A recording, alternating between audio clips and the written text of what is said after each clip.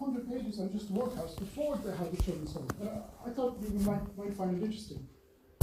Anyway, so George Nichols was a member of this Poor Law Commission. In England, approximately 1820s, 1830s, they decided to redo the Poor Law in England. Now, the Poor Law in England is a fascinating and very, very old phenomenon. Basically, the Poor Law means that the degree to which local parishes were compelled by law to look after the poor people. That's what it means. And it's very, very ancient in England, unbelievably. You're talking 1300s, you're talking Henry VIII, fascinating story. Anyway, in Ireland, there's no such thing for all those periods. Pretty much empty. There's no law in Ireland looking after poor people per se, not a law as such.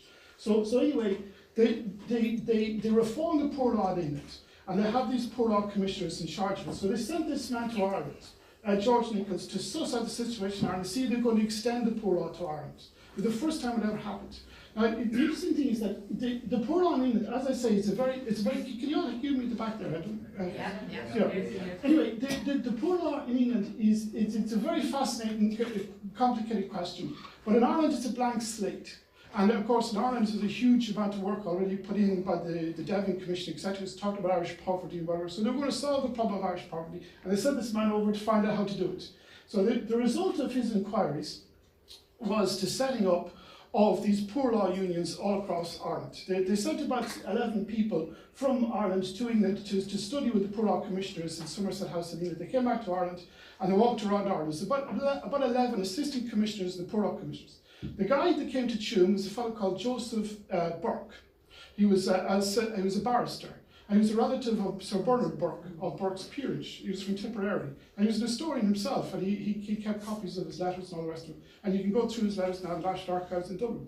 So the procedure is, right, he comes to Tuam, he negotiates with some of the big landlords in Tuam, and he decides to set up what's called a Poor Law Union. Now, the phrase a union comes out of the Poor Law in England. About the 1770s, they amalgamated different parishes. It was the parish that was in charge of the Poor Law in England, and they amalgamated a few of them together, forming a union. So that's the phrase comes through, the Poor Law Union. So they just decided to come to Tuam and they're going to set up this union. They're just blank slate. They just had a map in front of them. They had no regard for even the county boundaries. They just had, okay, here's Tuam, nice little town. We'll put a circle around it, and we'll negotiate with the different landlords as to what would the boundaries be. That's the way they did it. They formed the union. They meet about, I think that's 1839 in Tuam. And the first discussion, by the way, is about whether the press were allowed into Tuam, because Tuam, of course, has a very distinguished local newspaper. And that became a big issue in the Tuam union all throughout. And the other issue was that they had to elect a secretary, who dealt then with the assistant commissioner. Apparently was hopelessly incompetent, according to Joseph Burke anyway. So they got rid of him after a few weeks and put in a new secretary. Anyway, right, so they formed the union. Then the next step is to create a workhouse, which is going to solve all the problems, the social problems, if you like, in the whole locality. An old people's home, children's home that will be abandoned, absolutely everybody that's, and of course the indigent poor. Now, the interesting thing about it was that when they held these discussions in England in the 1830s to form the reform of the English poor law, what they wanted to do was, in a kind of a way, to make it more harsh than it already was. Curiously enough, that was the reform. They felt that people were lazy and they were just taking advantage of the poor law. So they introduced a system whereby you would never want to take advantage of the poor law unless you were massively poor. You were desperate, and that's the only reason you were. So they wanted to create a structure whereby they could capture the phenomenon that you were genuinely desperate. In other words, they had to make the workhouses so bad that only the desperate would want to enter them. That was the plan they had. It sounds a bit bloodthirsty, but that was their plan anyway. And that's why when they built these workhouses, right, and the poor people could come into them, but they could only come into them under very stringent circumstances. One being that had to separate if there were families, and the only reason they did that was to make it harsh. That's the only reason. So that people wouldn't want to enter it unless they were desperately poor. That was they call it kind of the indigent test. Anyway, so they built workhouses, right? In Tuam, the local committee is they formed this union. The guys in charge of it would be the local landlords, effectively. Now, some were appointed ex officio, some were elected, and they call them the Board of Guardians. Now, the Board of Guardians then would be expected to create the workhouse, but actually they didn't do very much. Poor old Joseph Burke had to do everything, and he managed to wheedle his way into renting some land from the rector of Tuam. The rector of Tuam had land under the bishop, and he managed to fiddle away to get it, to rent it. He only rented it though, and then built the whole workhouse on top of that. So we're talking 1840 to 1842 was actually built. An unbelievably huge affair. I have a picture of it here with me. Yeah, well, they're the actual plans of Tuam Workhouse. As you can see, Tuam there. And I just put that corner of it there because that's the corner that we'll all be talking about later. You'll see it up there. There. That is where everybody talks about since. As you can see, there's nothing there in the Tuam Workhouse plans. So if anybody tells you that they're underground structures, blah, blah, blah, they didn't at the site we're talking about. But notice this here. That's the morgue of the Tuam Workhouse. That's therefore not too far from where we're talking about. If people are familiar with the site, you know there's a bit of a little access road. You walk down to the little gate and you go into it. Well, the opposite direction on the access road, directly opposite, you see kind of a shed. It's quite a prominent block shed. And that's exactly what that morgue was. And actually, they did find bodies underneath that. Not surprisingly, there is a little underground structure attached to the morgue. Anyway, that's just the plans of the workhouse. And there you see the elevations. And down there, I know you can't see it now, but that's his signature, George Wilkinson, the workhouse architect, the poor garden architect. And there's a look at some of the actual buildings inside the elevation side. Now this is your workhouse, right? Now it's interesting. They employed a guy called George Wilkinson, and he was, I think, from Oxford, and he was influenced by the Tudor kind of architecture of the time in Oxford. And he put great work into designing this building anyway. And he put lovely little little features. If you look at that building there, you'll see kind of little Tudor arches. I don't know what you call them. Little shelving kind of. There is a genuine Tudor influence on this building. Anyway, the beginning of it is the sort of the boardroom place. That building there. That's where they would have held all the local government offices in Tuam at the time and everywhere around on it. And the porter lived there. And then you move down through that and you took the main building. The centre of the main building is the master's house. Now, as I say, this thing is run by the Board of Guardians, the local committee.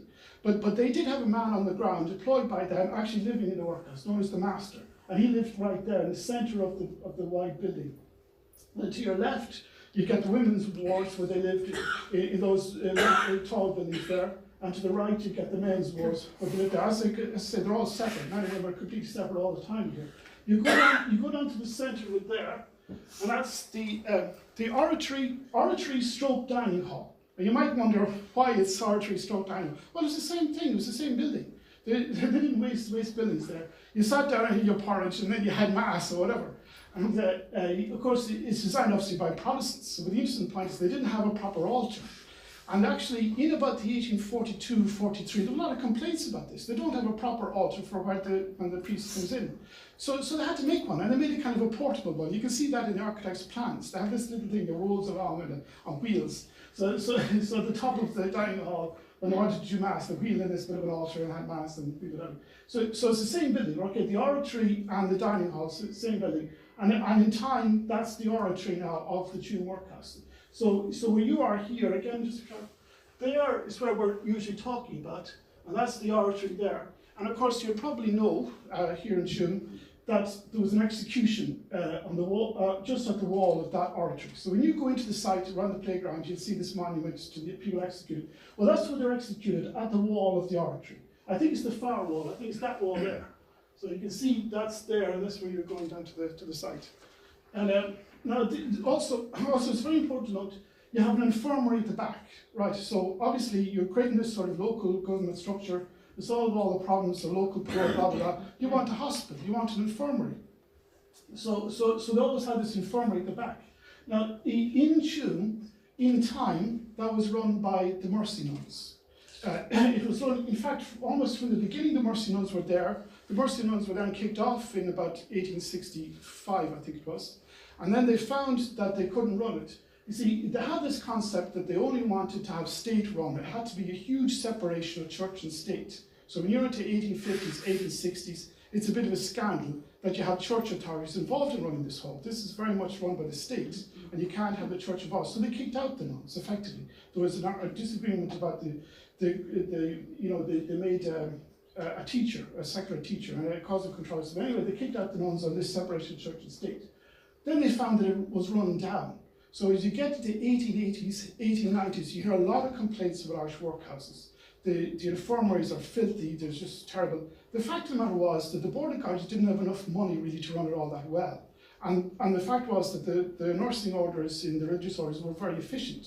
So they bit the bullet and they invited them back. So in 1894, they invited the Mercy nuns back. And they did a superb job by all accounts. And so they created, if you like, a hospital out of the infirmary at the back, which, as you can see, is near enough our site. So that's here. This is the hospital, and there's our site there, and everything up there. So that's run by the Mercy nuns from 1894. They actually were running it even while the British Army were on site, because as you probably know, an awful lot of these workhouses were then occupied by the British Army. In fact, it's remarkable. And some people of a conspiracy frame of mind might think that that was one of the reasons they built them. Because if you think about it, all across the west of Ireland, all across Ireland, they built these giant, huge stone-cut buildings with beautiful, very large stone-cut walls around them, very secure buildings, and very useful for the military. So they might have known that from the beginning. And anyway, they were very routinely occupied by the military from the time they were built, especially here in Tuam. The army was there virtually all the time. And even though the army was there, the Mercy nuns still around that hospital all through the Irish War of Independence. So this is quite a military affair. And they were still there when the Free State Army took over from the British Army in 1922. The Mercy nuns still stayed there, and they were still there at the beginning of the Civil War. And there was explosions and gunfire flaring across them. And so they got out then, they said, hell with that. And it was then occupied just by the Free State Army. Then in Tuam, it's May 1925. The Free State Army leave, and then we start the whole story about the workhouse, or the children's home. So anyway, just to talk about the children's home for a second. Now, as I described, frequently about 1880s, 1890s, 1910s, the workhouses brought in Irish religious orders. Now they did it because they simply couldn't run these places properly on their own. The Irish religious orders had a tremendous commitment to teaching, to hospital care, etc., etc. So all across the workhouses of Ireland, it's a very frequent phenomenon. You find the Mercy nuns, you find Christian brothers in certain circumstances coming in to help out to run the place. Now, the Bon Secours nuns were asked to help out in the workhouse in Glenamady. Now, I think it's 1895 or some date like that they were asked to come in. So the Bon Secours nuns are a French order. They had come to Dublin and then to Cork, where they are still. And they were famous in Dublin around Mount Street, and they also helped out in medicine in a lot of the Catholic boarding schools around Dublin. And they were famous in Mount Street in Dublin, which is obviously inner city Dublin, for setting up what they call the penny dinners. So they were helping the poor in Dublin. Anyway, at some point they were asked to come to the west to help out in the workhouse in Glenamady. So they set up the workhouse in Glenamady. So when you hit the middle to autumn 1921, there's your structure, okay? You've got local government running these. It's still the same kind of committee that this guy set up around Tuam. It's still the Board of Carters, right? Then independence, obviously. Now, obviously you might say formal independence is the treaty at the end of 1921, and maybe not, it's kind of independence from the truce about the middle of 1921. Actually, they solved the problem of the workhouses before the treaty, for some reason anyway. They decided to solve this one in about the autumn of 1921. So what were they going to do? They decided they wanted to run Irish social services on a county level and not in its local level. So around Galway, you've got your Glenamady, your Portumna, your Galway City, all these workhouses. And they reckoned they didn't need that many of them. And so they would condense them into having the Galway City one made a hospital, the one in Lochray made an old people's home, and the one then in Glenamady, they were going to make a children's home. And they would kind of close down the rest. Now, by the way, a lot of the rest of them also were kind of burnt and damaged because they were involved with the military affairs. Now, particularly Glenamady. In Glenamady, the local IRA were told that the British Army were going to come on site. That's about, I think it's March 1921, because the British Army were routinely occupying workhouses. So the IRA went in first and burnt it down.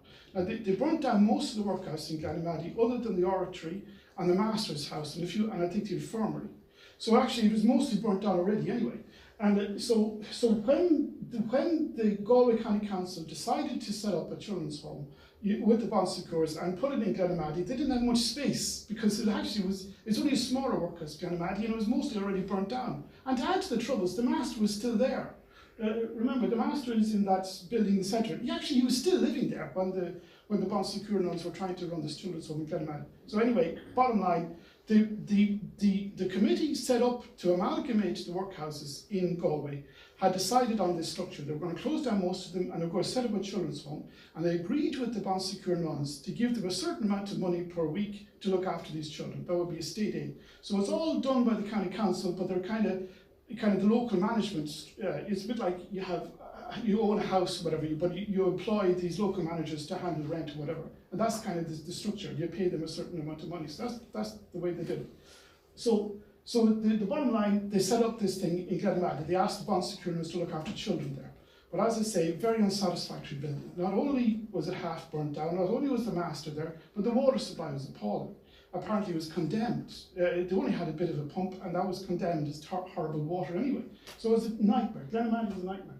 But you'll notice the dates, right? They set up in Glenamadi about November 1921, and they have these complaints about March 1922, going into 1923. For those who know your history, and you know this one, that's the Irish Civil War. So they couldn't solve the problem in the middle of the Irish Civil War. As well as anything else, a lot of the workhouses were still occupied by the Free State Army. So you had to wait a while for the Civil War to end. So they had to stay in Glenamadi, even though it was very unsatisfactory, whatever.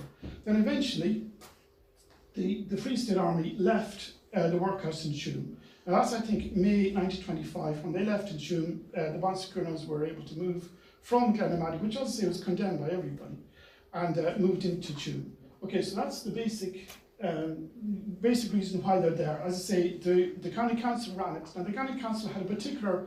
When they took over the local board of guardian functions, they set up a few committees. They set up one committee to handle the acute hospital in Galway, and they set up another committee to handle the homes that they were setting up, the old people's home in Loughrea and the children's home in Glenamadi, and the homes, and then the home assistance that used to be conducted by the poor guardians. The poor guardians, as well as having this workhouse which you could go into if you were stuck, they give you a little bit of assistance to keep you even outside the workhouse. They're called home assistants. So they have this committee to handle the two homes and the home assistance, and that was set up by the county council, and that's then the committee that runs the home. So it's a committee. First of all, it's set up on its own. Then, when the Irish state gets going after the treaty, etc., they set up in each county area a board of health to handle all of this. So they set up in Galway a board of health. Now, this committee, generally speaking, the board of health is kind of a subset of the county councils, mostly councillors. But there are a few ex officio people, but it's mostly councillors. It's set up under a very complicated system, whereby they wanted everybody of all political persuasions to be able to get onto the board of health, and for all parts of Galway would get onto the board of health. Very complicated system. Anyway, so after a few years, they set up the board of health, and then they make this committee a subcommittee of the board of health. So now you get the structure, okay? This committee, the Homes and Home Assistance Committee, becomes a subset of the Board of Health of Galway, which is in practice a subset of Galway County Council. Right? They run the whole show until about 1942, when they abolished the Boards of Health. And at that particular time, they'd also kind of abolished the county councils in a kind of way, because they set up the county manager system, which of course is still with us. So in practice, from 1942 then until the end, which is 1961, it's run by the county manager. So okay, so you have the simple situation. This Homes and Home Assistance Committee runs it from the beginning until about 1942, then the county manager directly runs the home. And as I say, they've sort of subcontracted out some of the things to the nuns, but it's the county council that runs it. Now, so that's the overall history. Sorry if I've run too quickly through, but that's the overall history. Now we might as well come to the controversies. Right. Now, there are two basic controversies about the children's home, I think it's fair to say. One is the death rate in the home, whether it's too big, and the other is the question of how they buried the people. So let's look at the death rate, right? Now, we know this famous death rate because we have the death certificates of people who died at the home. It's about 796, I think. It's a large number. Obviously, it depends how many people were in the home to know whether that's a high death rate. So I took the trouble to find out as best I could how many people were in the home to match it to the death rate, even though I don't have the actual books of the home, which the state does have, but I don't have. So I could only do it from some newspaper records, etc. But as far as I could tell anyway, I could find out roughly what was in the home, roughly then who died every year.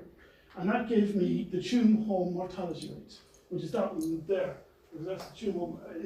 This is supposed to be in colour. Yeah, it's supposed to be in colour. And then obviously I'm matching that against the national mortality rate. Now, as you can see, when they're in Glenmaddy anyway, it was very bad on occasion. Occasion meaning an epidemic, of course. They had epidemics of measles. But as you get towards the end, in fact, the home rate is actually better than the national rate. But certainly in some of the beginning, it looks to be high. So if you were to map that out and do your statistics, you would find, I would say that the nominal rate in the home could be as high as twice the nominal national rate. Now, but I use the word nominal advisedly. Okay, so I'm saying that the headline news is that yes, there would have been twice the rate of in the home as opposed to nationally. But for the headline news, you have to get in the statistics, and there's lies and statistics, and that's what they tell you. So you have to get in here and ask the statistical questions here. Now, the first thing you notice is that the Tuam home is a transient population, which makes a big difference. Now, what do I mean by that? What I mean is that you have this building here, right? And you calculate what's the death rate of the families here, and then you match that against some other person living in some building down there, which is great. But when you have a transient population, a lot of complications arise. So what happens here is that you get children born in the home and living in the home, etc., but then they're leaving immediately. Now, the way it worked was, after a year, the mother could take the baby out with them, or not, as according to what she wanted to do. And also, they might be fostered out or adopted out. So that's the basic structure from about the age of 5, typically. Foster at the age of 5. Now, adoption only comes in much later, about the 1950s. But anyway, you can see the structure. People are coming and going, if you like. Now, think about this for a minute. They're obviously not going to take a baby out of the home that's ill. So the mother, after the year, is going to take away the baby, but not an ill one, because she'd have to stay in the home, And the same with the adoption process, and the same with the fostering process. They're not adopting out the ill people or fostering out the ill people. Now, this makes a huge difference to the statistics. You see, because that means you're keeping in the home the ill ones. And you're just messing the whole thing up. And if you work it like that, you can change that figure in half if you actually calculate the effect of this transient phenomenon. That's one point about the statistic.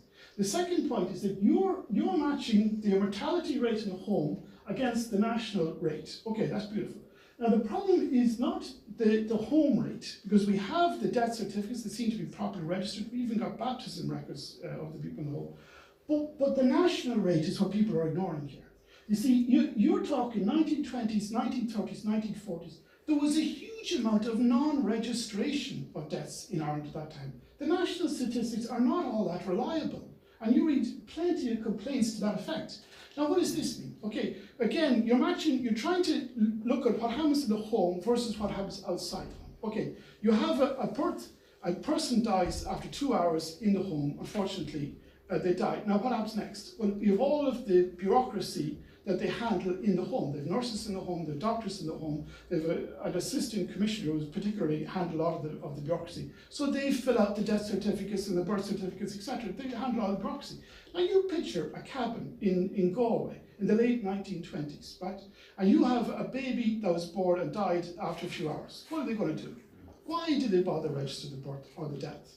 They probably didn't. They just didn't a lot of the time. Now, you can see from that fact that you end up with a skewed statistic. You end up with a good statistic for what actually happened with deaths in the home versus a bad statistic what happened outside the home.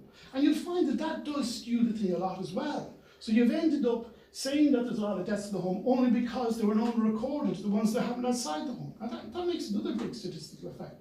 Now, the third statistical effect I will point out to you is a question of what I call, just in simple terms, the hospital effect. Now, what do we mean by that? Okay, you go to Dublin, right, and you roll up your sleeves, you're going to find out the statistics. What's the death rate for those people who live in the Gresham Hotel in Dublin? Right, you do that, and then you go to another building not that far away, the Mater Hospital building in Dublin, and you find out what's the death rate of the people living in the Mater Hospital in Dublin. obviously you'll find that 100 times more people die in the Mater Hospital than die in the Gresham Hotel. Why? Because you're very seriously ill, you go to the hospital and you don't go to the hotel. It's not a very complicated phenomenon. If you're very ill, you go to a hospital and you die there, and that's why you get high statistics. Now consider this. This is an advertisement in the Connacht Tribune in 1930. Sorry, it's not an advertisement. It's a reference to a meeting of the Home in 1930. A reference to the meeting of the committee that we're talking about. And there they talk about the fact that the Bon Secours nuns were setting up a shelter for delicate children, is the phrase used, at the Home. And they were hoping that the state might give them a few bob for it, but it doesn't say there whether they did or not. But it does say they set up a shelter for delicate children. Now what do we mean by that? We mean then that people who were delicate children around Galway and Mayo were attracted in to come to this particular shelter, not necessarily illegitimate children born in the home. We're talking about if you were born and you had a child who was chronically ill for some reason, now not acutely ill, because then you go to an acute hospital, but chronically ill. It seems then, what are you going to do? Maybe very, very severely handicapped, maybe both mentally and physically handicapped. What are you going to do? It seems, therefore, that you send them to the Tuam home, because that was the idea behind having the shelter. So again, you're attracting in ill people, if you like. It's the same hospital effect as affects the Mater Hospital. So then it's not surprising that you get a high death rate among children in the home. Now, I would say definitely it certainly was the case that they brought in some chronically ill children, and I would say specifically mentally ill children. If you read the records of this home, they go on and on about idiots and congenital idiots, whatever. They're obviously referring to Down syndrome children. There was definitely a phenomenon whereby they attracted the mentally handicapped into the home. And unfortunately, Down syndrome children have a lot of problems with lungs and hearts or whatever, and often die young, especially those days. So there again is a big reason why you've got a high death rate in the home. So there's a whole load of factors. Now, you do also have a question of epidemics, the fact that you have hundreds of children together. And by the way, the state was quite conscious of this, that they had hundreds of people together, and they advised, the national authorities advised the Tuam home to break them up into separate nurseries, which they did do. So they did all that they could to handle this question of a measles epidemic when you have hundreds of children, but there still wasn't much of an answer. So that's the fourth reason, if you like, why you'd have a death rate in the home, is you have these epidemics, and you couldn't do much about it if they're all housed in the one building. Hundreds of children in one building, they're all going to get the measles, whatever. Whereas if you were in a rural area, people wouldn't go to school when you had an epidemic, and maybe you might avoid it then. So you have epidemics, whooping cough, influenza, measles. So anyway, for those reasons, I think it's very clear why there is a high statistical death rate in the home, and it's not because the nuns or anybody else were negligent. In my opinion, that's absolutely not true. Now we come to, the only bit of evidence that I've seen that people present to show that there was a bad treatment of people in the home is this word used in the death certificates. It's called Marasmus. So in other words, they wrote out the death certificates and they wrote out the cause of death, right? And the word they used in some cases was Marasmus. Now the way to understand Marasmus is that you have a child, right? He doesn't seem to have a fever, but no matter how much he ate or whatever, he just seemed to debilitate and die. And there are a whole lot of reasons for Marasmus, but it is true that if you don't eat properly or don't eat anything at all, you're going to get Marasmus. But there are other reasons. Now, a whole lot of other reasons to do with digestive problems, etc. I have that in the book if you want to read it. But I thought this reference was very interesting. Now, the Department of Local Government and Public Health reports are a continuation under the Irish state of the Poor Law Commission reports and then the local government reports. There's actually a continuous stream of reports that come out every year on the kind of local government and social welfare kind of system. Now it's very interesting, on the one from 1933, they refer to a 1931 investigation in Cork. In Cork in 1931, the authorities wanted to know why there was a large cause of death. And they found out that the causes of death were these 5 or 6 you see there: gastroenteritis, debility, marasmus, which, as I say, is kind of the same thing, kind of wasting, premature births, pneumonia, bronchitis, convulsions, meningitis, whooping cough. Then it stated in the report, it will be noted that with the exception of the second and third causes, all the others are preventable. Now think about that for a minute. The second and third causes are not preventable.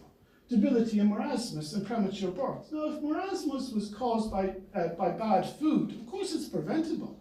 You know, so when the authorities viewed the word marasmus on death certificates, they were not referring to a lack of food. It was caused by other causes, obviously, because a lack of food is preventable. So if you think about that, you can see that their use of the phrase marasmus was not to be associated with the same disease you get in famines in Africa or whatever. And consider another second point, right? You take from the critics of this whole story. They say that the people in the home were terrible people, blah, blah, blah. They, did all those horrible things. The people in the home then wrote out the death certificate. So the people in the home write down the phrase marasmus. Now, obviously, they did not mean themselves that they were starving the guys to death. Otherwise, why would they say that in the death certificate? They'd say something else, wouldn't they? But obviously, when they used the word marasmus, they meant it in a different sense than just not lack of food. So it wasn't lack of food. I think you can dismiss that reference to marasmus. I think, generally speaking, they fed them well. And I don't think there's any reason to have any doubts about that. Now we come to the second great controversy affecting this particular home, the deaths, where they all died or whatever. And before I talk that, I might just talk a little bit about the sewage system, and all of it, because you hear a lot of talk about that, right? This again is at the corner, you saw it, of the corner of the big map, right? There's nothing there in sewage when they built the home, okay, nothing. So there was no Victorian sewage system installed at that time, anywhere near here. Now, the points you have to bear in mind, the workhouses, when they were formed, did not have sewage lines as we understand them. Okay, they didn't have them. Why? They didn't have the water supply. They only had a pump. It was in the women's yard. They pump up the stuff, and that's how you get your bucket of water out. You can't run toilet systems like that. You see, if you think about it, when you do your business in the toilet, whatever, it goes down a sewage line because you've added water to it, and then it flows along. You have no water. Nobody flows anywhere. So originally, under the workhouses, there is no sewage as we understand it. Instead, it's a hole in the ground, right? And you can see that in the maps. It's just a giant hole in the ground, quite a deep one, and they put a proper floor to the hole, whatever. So what do? They had to clean out these things. So they got a guy in, he shoveled up the stuff, put it on an acid cart, and off he goes. And that's what it is. It's physically moved around the place, sewage, manure, and it's obviously used for agricultural purposes. But they did find, though, that they wanted to store the manure temporarily before they'd sell it on to farmers and whatever. So they just had a kind of a square box, that's all it was. And the way to understand it is a bit like a modern day silage pit. I don't know whether you're acquainted with these things. But a silage pit is just a concrete floor, a couple of walls, that's it, over ground. And that's all we're talking about here. So that there is your square box of that they used to store them. So as I say, an arson cart just physically comes in and dumps it there. And that, by the way, is land just outside the workhouse. You see, this here is the workhouse. For those of you who don't know the site, you see, this is the little gate that comes in. That's the little gate comes in. That's the old wall, and so it's just outside the old wall. Now, it had to be outside the old wall because the workhouse authorities, the national authorities, insisted on these things being outside the grounds of the workhouse. So they actually rented land. That's actually rented land especially to build that and to store the stuff in it. So as I say, an arson cart comes into that square, puts it in, and then another arson cart comes on eventually of a farmer. They sold stuff off and he put it on the land. That's all they had to do. Now, that's the original structure for the workhouse, just a box, no big deal. Then along comes they tried to install sewage. Now, I couldn't tell you the exact date that they tried to install sewage, but I'd say it's about the 1880s. And what they actually do, they get a little lazy about this. You see, originally when they did build this workhouse, as I say, they didn't have any underground sewage, anything, okay, apart from a hole in the ground.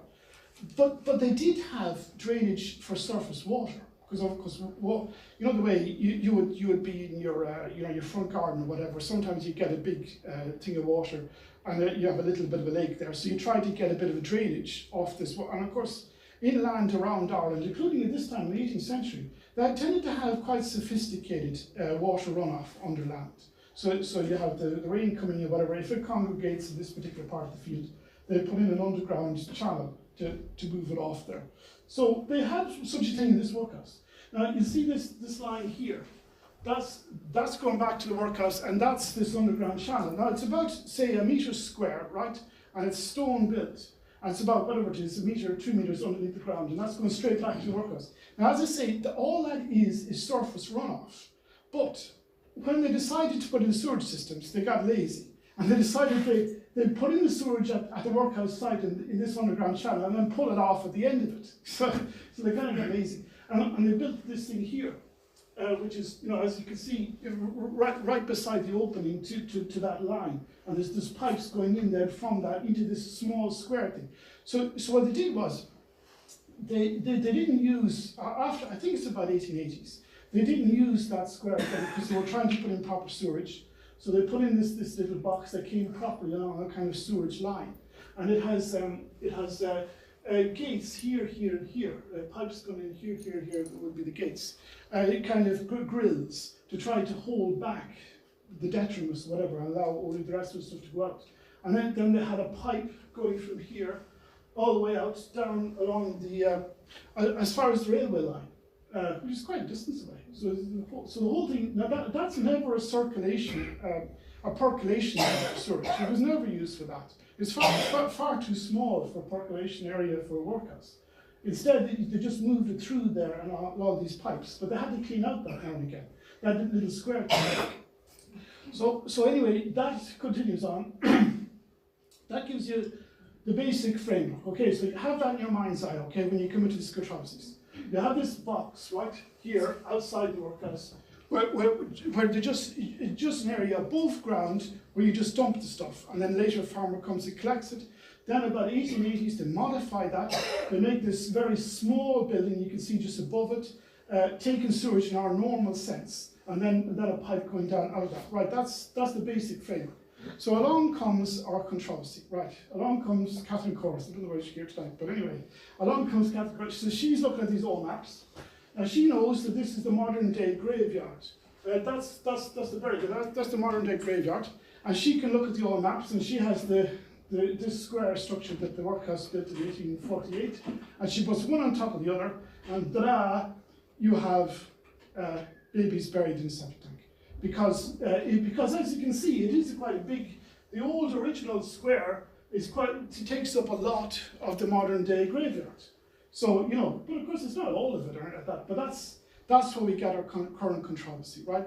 That's the only origin, as far as I can see, of our current controversy, is these maps linked to one to the other. There's no oral history or anything, any documentary that would tell us that people are buried in the septic tank. Anyway, so what we've done is, I'll just go back to that for a minute. In 2017, I think, and 2016 and 15, I think, the state, 2016, early 2017, did a number of excavations. Obviously, they set up this commission. The commission has conducted a number of archaeological digs, if you like, of this particular site. Now, they did 4 digs, okay? One of them is here, 1, 2, 3, and then 4 down the centre. And then later on they came along for their next time and they just did this here. So that's gives you 5. Originally 4, there, and there.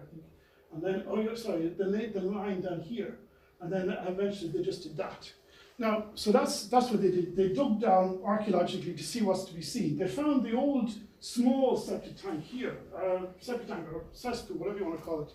And they didn't find any remains in that. And it's very, very important to note that that structure there does indeed, as I say, it has these grills, but it also has pipes leading to it, into it. But that structure, they found no human remains. That's nothing to do with the human remains stuff, so don't get the two mixed up. If you see a picture of pipes coming out, that's not referring to where human remains are found.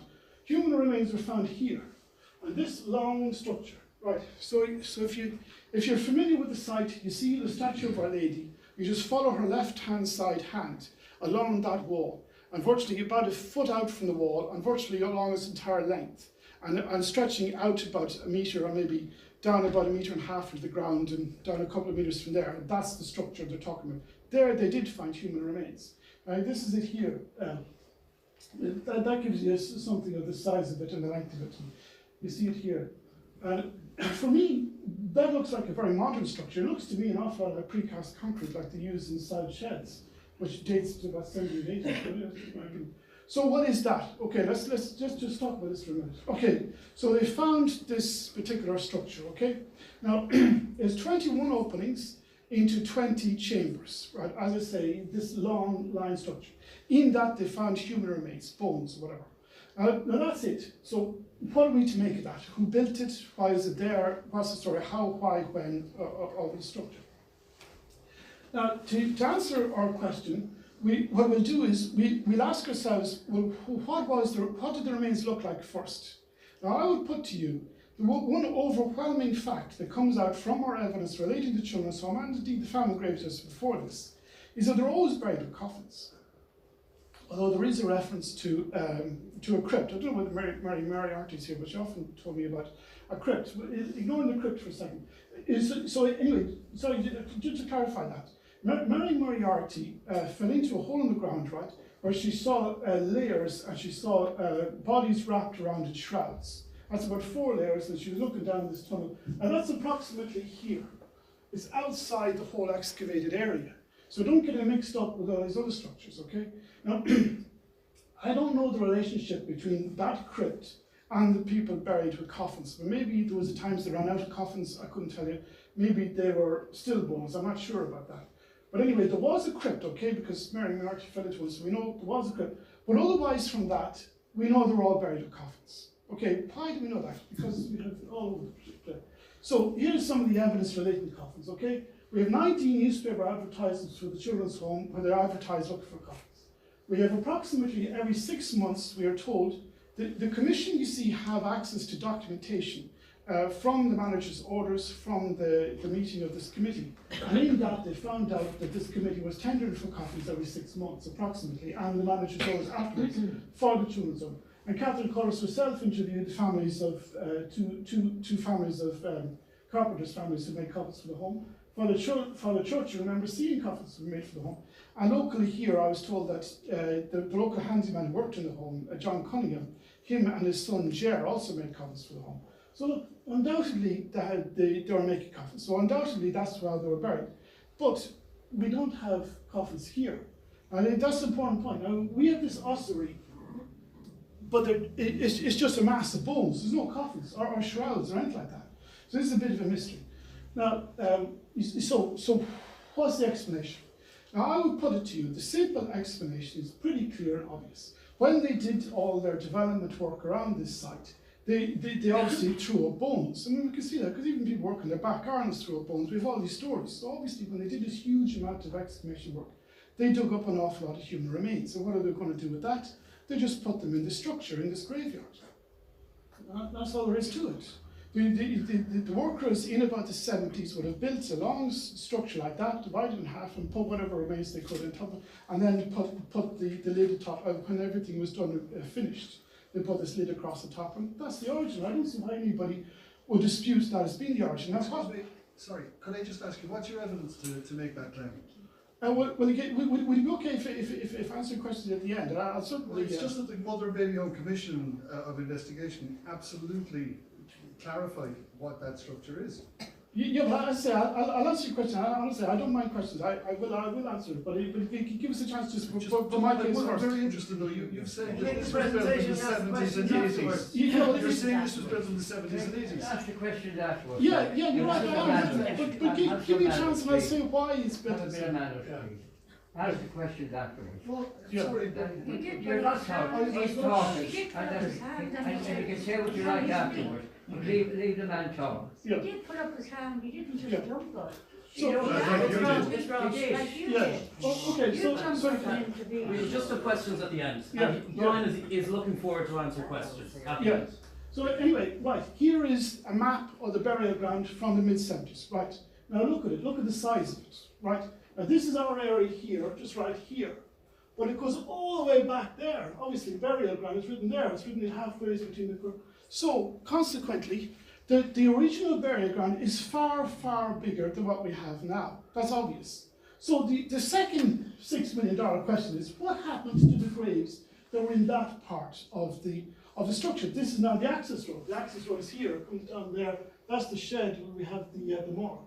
Access road comes down here. So obviously, The council, in their structures in the 80s and 70s, are moving this recognised burial ground and they're putting it here, because this is the current burial ground, and that is gone. It's now an access road. So, I mean, the council at times have to do this all over Ireland. They have graveyards, existing graveyards, they have to move them effectively, because they have, and that happens all over Ireland. It happened, I think, in Dunmore, not long ago there north of Galway, when they had to move their church. They had to move out their graveyard. So they do this all the time. And what do? Well, presumably they dig up the graves or whatever and put them in here. You know, they condense it, if you like. So again, the natural way of looking at it is they just build a structure here and divide it in chambers, and whatever they get there, they just put into it. You know, that seems a very logical, simple way of looking at it. I mean, look at it this way. What otherwise has happened? What happened to the graves that are up on that part? There's also a critical aspect to this is the fact that the bones found are, as I say, a jumble of bones. Okay, now if I'm going to be buried in a grave normally, you bury me like this, right? You come along 50 years later, you will find my ribs here. You'll find my hand connected. Obviously, my flesh is gone, but all the bones are in the same shape that they were when I was alive. They call that articulation of bones. This is where you can see the same shape over time. Now, in this structure, the bones are disarticulated. They're all a jumble. Now, if they're all a jumble, it has to be the case that they were talking some kind of reburial. It has to be like that, because otherwise it wouldn't be a jumble. Now, why do I say they're disarticulated? This, for example, is a letter sent by Marie Cassidy to the North Galway corridor. Marie Cassidy is a state pathologist, so she'd be very exact about these things. And notice the way she uses the phrase, the bones were disarticulated. She's referring to the bones in this structure. And there's a lot of other references. You can see in my book showing clearly that they're disarticulated. Now, if they're disarticulated, it pretty much cannot be the case that the bones where you found them is where they were originally buried. We're talking about a reburial. Of course, they'd be disarticulated if I dug them all up and then had to rebury them elsewhere. That's where you get the disarticulation. So it's a critical aspect. It's why we can see that this structure was disarticulated. Now, here's another interesting point. This is December 1979, and these are the minutes of a meeting at Galway County Council. Now, Joseph Burke, a well-known political and commercial figure here in Tuam, he's putting down a motion. He's asking for this area to be made into a playground, and I think an access road. Really well, thanks so much.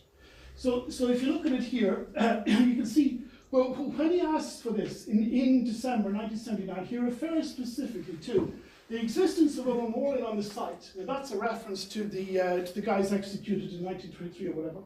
He refers to the children's burial ground and another burial ground adjoining. So it's there in 1979, and it's going to be moved or going to be developed, which is why he's referring to it here. So it's there December 1979, and now it's going to be developed. So the answer of the motion was the Galway County Council will develop this ground in a sensitive way with regard to these burial grounds. So they were going to develop it then, and it's a very late date. It's December 1979. So in my opinion, anyway, that's the date after that they developed the site. We're talking the early 1980s, which is not that long ago. So we should be able to get somebody to come up. Anyway, that shows the kind of work they were doing. They were developing the burial ground. Now, how do you mean developing burial? They must be moving this stuff. They're moving these burials. So anyway, right. You can come up with three basic theories then about this structure. Okay, A, it was just that they developed this stuff. They developed this whole area, right?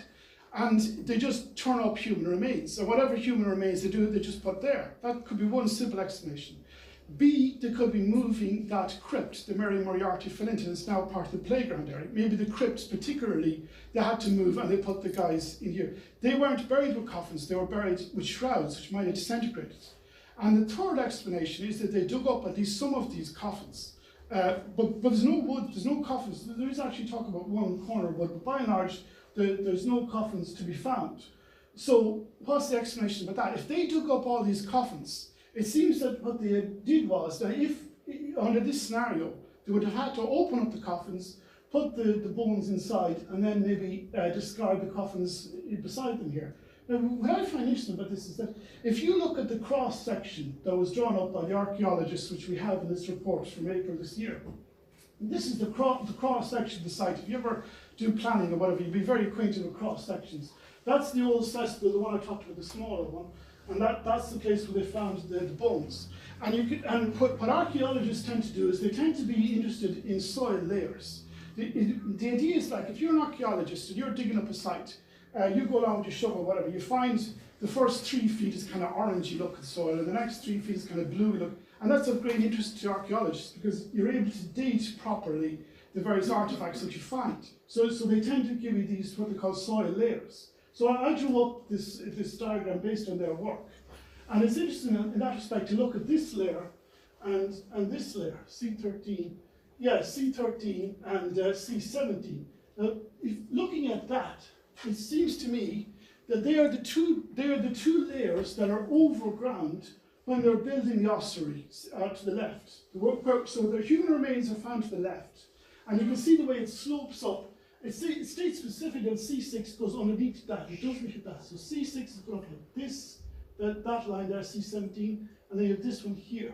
So it looks to me that those two layers are what is overground when they're building the ossuary on the left, if you follow me. When they built that ossuary, those two, and it's very interesting to note that in those two layers they found a lot of charcoal and ash and cinders in both of those layers. See, sanded charcoal, and ash. But it's only a theory, but I wonder if the simple way of looking at it is that they broke open the coffins, they put the bones in, and then they just put the wood of the old coffins along the slope beside them, and then they just burnt them off, which is why you'd have cinders and ash along those two layers. It's only a theory, that one, but it's what. Now, what is interesting about this? Again, you want proof on the dating here. Okay. Now look at the artifacts they found and where they are located. Okay, you've got an Irish penny dated 1971. Now remember, the home closed in 1961, so this thing here is a guaranteed Irish symbol, came in 1974, it's found in these areas. King Crisps packet, Club Orange cans. You have, and inside the ossuary itself, they have a castor oil GTX bottle, which is definitively dated after 1968. So all of this stuff would lead you to believe that that thing was built 70s, 80s, not earlier, not 1961 or earlier at the time that the children was there. Because they have all these artifacts showing that. As I say, inside, among the remains of the bones, you have this castor oil GTX thing, and it's definitively dated to after 1968, not dated before. So all of this will lead you to believe that it's a later structure, and it matches our documentary evidence that they are developing the site after 1979. So that's, now also this report, well obviously the question is, was it a cesspool? That's the other theory. Now they did examine it for remains of sewage, to see was sewage among the soil within the ossuary. Now you look at the quote there, now the truth of the matter is that if you read these reports, they're either or. They tell you one thing, they tell you other. Some of it is very badly written that way, it's not definitive at all. But that's a quote taken from the report, page 523 of the PDF.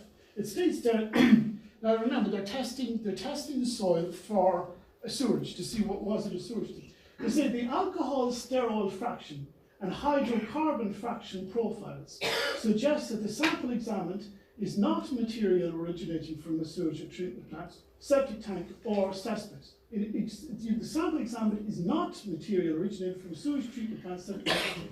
It is unlikely that the specific location of the question case sample was a receptacle for sewage. Now again, you can get all kinds of quotes for these things, but that's a pretty definitive one, and it's written in the last report that we get from these soil guys. For some reason, they issued 2 reports based on 2 different samples that came to them, but then they issue an addendum to the summary of findings, for some reason at the very end of all this big report, and that's what they have in it, and I think it rules out the idea of good sewage. But again, you know, it's up and down, but I think that quote is pretty definitive. So that's what I think is the answer. It's a reed barrier. I don't see what. Now, what the commission tried to say, is that this is part of the sewage stuff and all the rest of it. I mean, I don't know whether I can go into some of their theories, which aren't very good. but one of the theories also is that it was part of the old original box. Now remember, I said that the workhouse itself had a kind of a box kind of structure, over ground, just a box. That it was actually to use wicker in it, among the stone to try to keep it waterproof. So, and that's this thing here, in my opinion. Now, the commission tried to say that it's this here, in other words, following this line.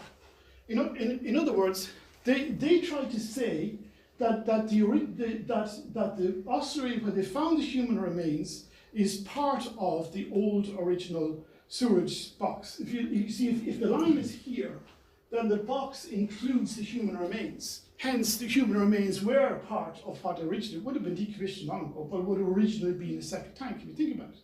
Now, that's what they do say in the report. And they base this on the basis that that wall there of the ossuary, that wall there of the ossuary, and that wall there of the ossuary are old masonry. So, in other words, it's a very old structure, i.e., part of the old cesspool, probably. So, if you think about it, if that's old masonry, that's old masonry, that's old masonry, then presumably you're forming a kind of a box, and you can see that as the southern end of the original box. Now, this is very interesting. I find reading this report that if you listen to the summaries given or the finished summary report, you'll be totally misled. You have to keep reading the details and keep reading the details. And when you keep reading the details, you find a strange thing. It says that the extent of the masonry is not due to the massing of the shuttering, but it certainly exists as a stone wall at the base of the north face. Meaning, it's kind of complicated this, but let's just go back a little. They're saying that is masonry. That's the north face. Now, if that's masonry, so that's an old wall, that's an old wall, that's an old wall, and that's an old wall. Now, that's very strange, because this is just a glorified box. So how the heck is you have a box with this wall and this wall in it? That changes everything, right? So here's even a picture. Now you'll notice that's a north-facing wall. That is the north-facing wall, a very old masonry wall. So this changes everything. Now, if that's a masonry wall and that's a masonry wall, then I invite you to look back at the old Ordnance Survey map of that particular period that you can see there on the left. So these are the walls of the old workhouse. This is our box, our glorified box, and this is the boundary around the box, clearly, so they can just work on it, move stuff around the place, whatever. Now you notice these two old walls here. It's not rocket science to see that if that's an old masonry wall and that's an old masonry wall, then that structure there is clearly that area.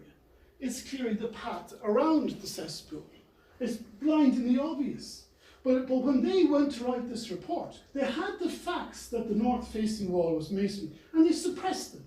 They wrote the report saying only that the southern wall was masonry, the two walls, and they claimed then that this is part of the old cesspool. I think it's a very devious way of doing it. But it's very obvious when you accept that the north-facing wall is also masonry, that it's just a path around, i.e. the remains were never part of even the original old cesspool. So, now I just want to come to what Teresa's talking about there. I want to talk about this lady here, Julia de Valle.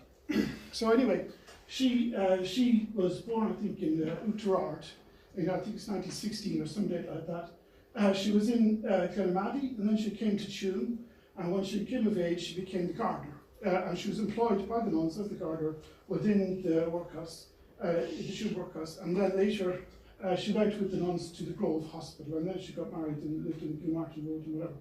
Now, because she was the whole time in the home, is a very interesting person to talk about immigration as a sort of a witness to what the home was like.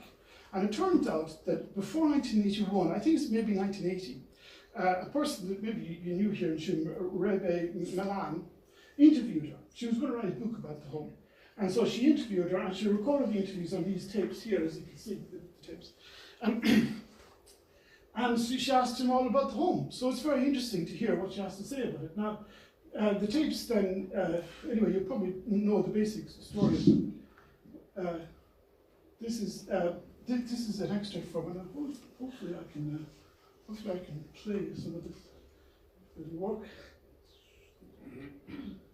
So you can see audio there shouting. Oh, yeah. Here it is.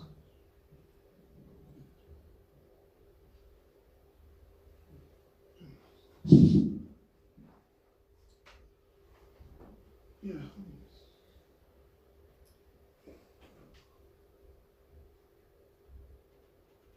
No.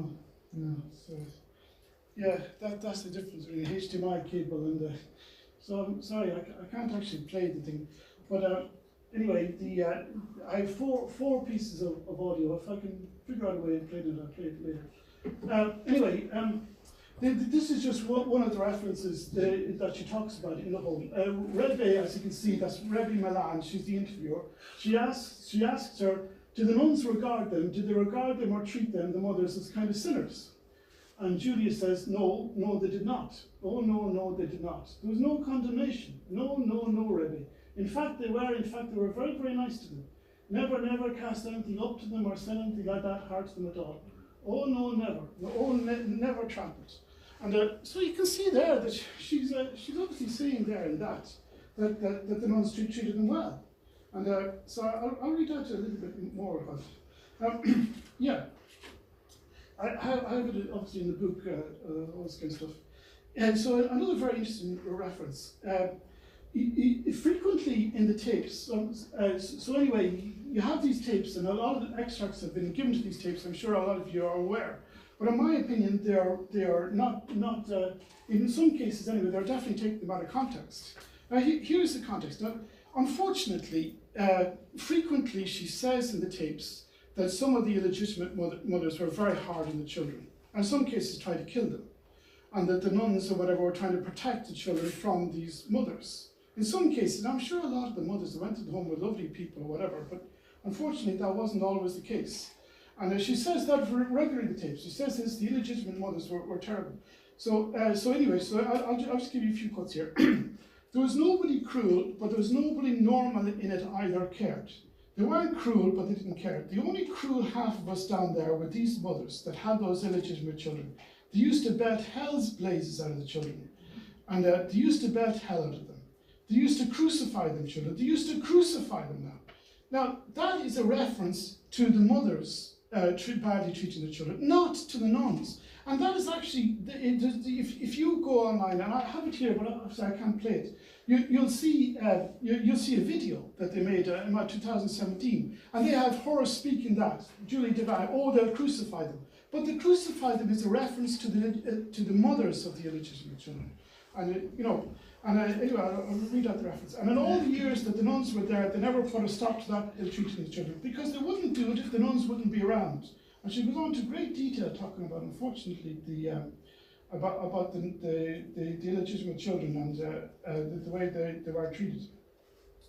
Another thing that comes across in the tapes is that the nuns were very poor. They were very, very poor. They lived the same type of lifestyle as everybody lived in the home. They didn't have a dime. And they had hardly enough money for any kind of clothes. And so, for example, they were talking about the upstairs story. And Rebbe was asking her, yes, well, they must have been cold enough too at times. So because an open fire in very bitter weather, unless they had a huge one, and Julia replies, no, they had no central heating or anything like that. And they used to live in the third story above them, the third story, and they had no fires up there because there was no fire grates like dogs, fire grates. They hadn't much comfort either, so. No, many times now they told me in the frosty mornings they'd see palms in the glass. They hadn't much comfort either. No. They had nothing themselves either. No. So you see this constant theme. The nuns had nothing. They had a vow of poverty. And it's absolutely ludicrous to talk about them making money somehow out of all this. Here's another reference. Now, they were paid a very small sum of money per child by the council, but it wasn't enough. And you can see that from this long quote. I'm sorry, it might be difficult to follow a little bit, but this is what Julia said. There were so little paid for them there, as if a farmer could dump his daughter on the nuns and give the little few pence that the council was giving them. You see, the nuns wouldn't. They wouldn't accept that.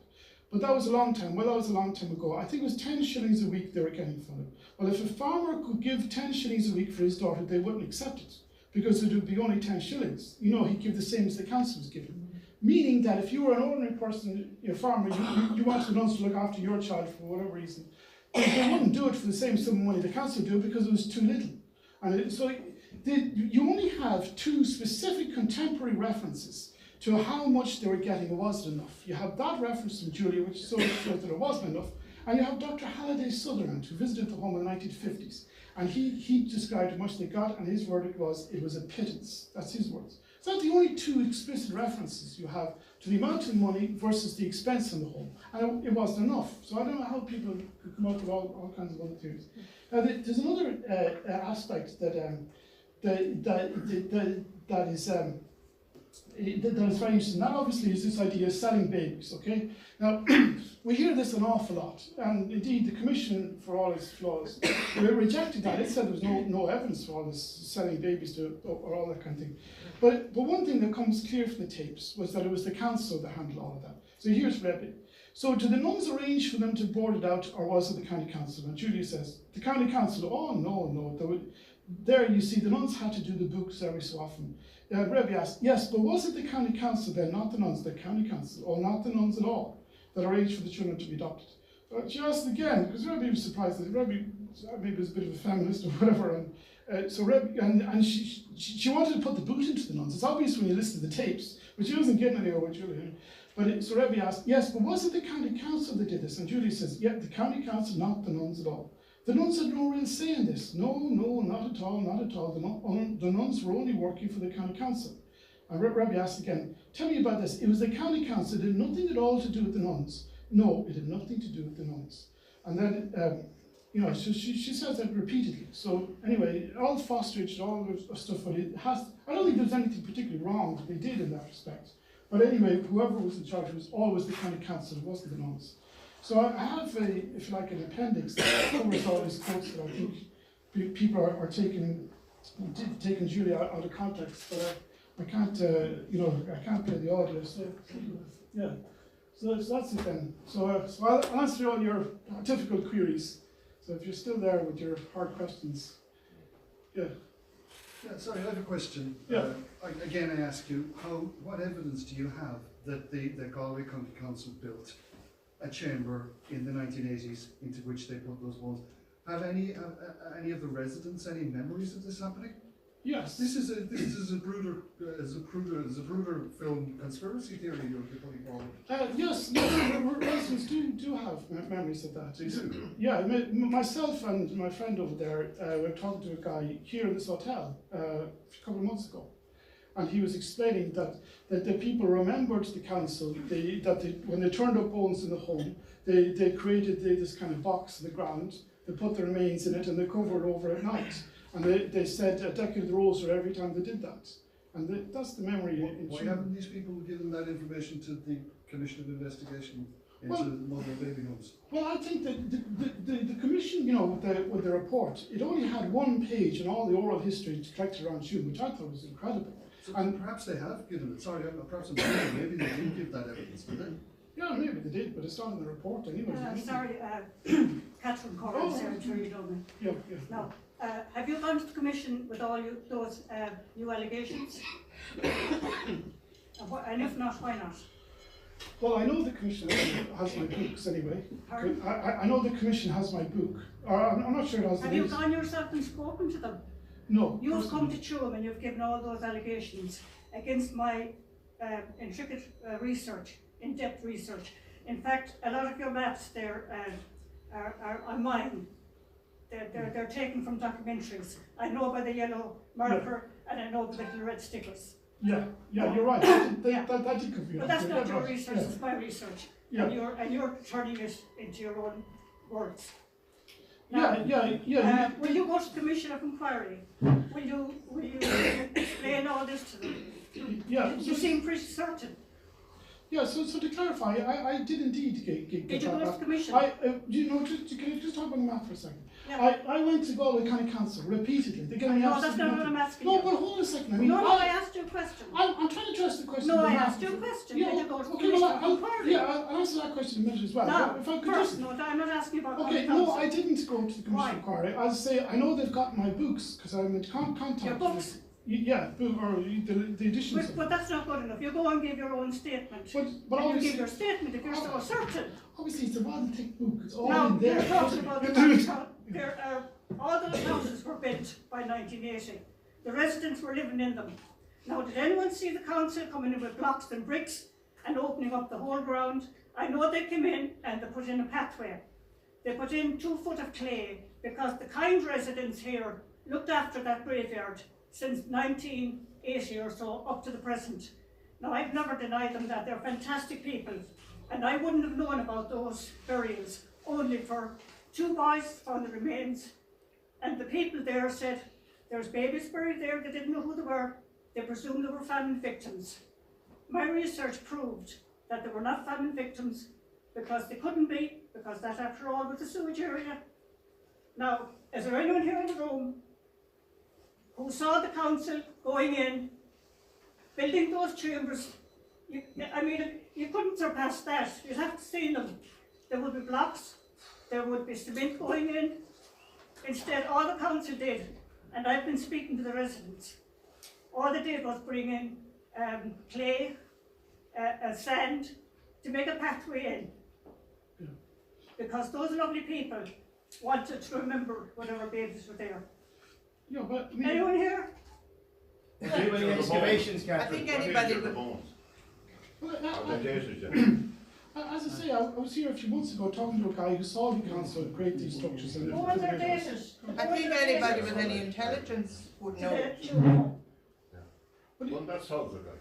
yeah, but don't forget too that The bones are dated to the period of the Tuam home. yeah, well, that's a very interesting point. You know, and so when I wrote the first edition of that book, I thought, and I still think, that some of these bones could easily be famine victims. So then the Commission comes out with their 2017 statement, and they say definitively that the bones are dated to the period of the home. And that completely, and so in 2017 they brought out this one-page statement, and they completely demolished any of the, you know, it got a huge amount of publicity, and that's really what bases an awful lot of the theories about this home. But it was only one page. They never released the scientific data behind what they stated until now, until April this year. So we do have a reference, April this year, why they say that they were dated. They say that they were carbon dated. They took, I think, 4 bone samples, sent them, I think it's to Edinburgh, if I remember correctly, and they carbon dated them. Okay, so they come back with the results of the carbon dating, and they say the first 3 samples were like something like 40s or 50s, I can't remember. The 4th sample was dated 1800 to 1940. That's rubbish. Well, it's written in the report. That's what it says. So you're saying it's a famine bone? Oh, I would do. They say that that's within the time of the children's home. Well, yes, 1955 to 40, but you want to twist. You're trying to get an alternative. And I don't know why you're doing it. Is there somebody paying you to do this? No, unfortunately not. Right, can I say something? It's very strange. It's very strange how RTE. What is your agenda? It's very strange how RTE was allowed. We'll just have one speaker at a time, if possible. It's very strange how RTE and the government allowed. Excuse me, there's an ending threat back here. You changing it again. told a former resident He just of the asked him home to shut up. It's very strange how RTE allowed the publicity Okay, may we have silence, and we'll just take one question, one speaker at a time, and we'll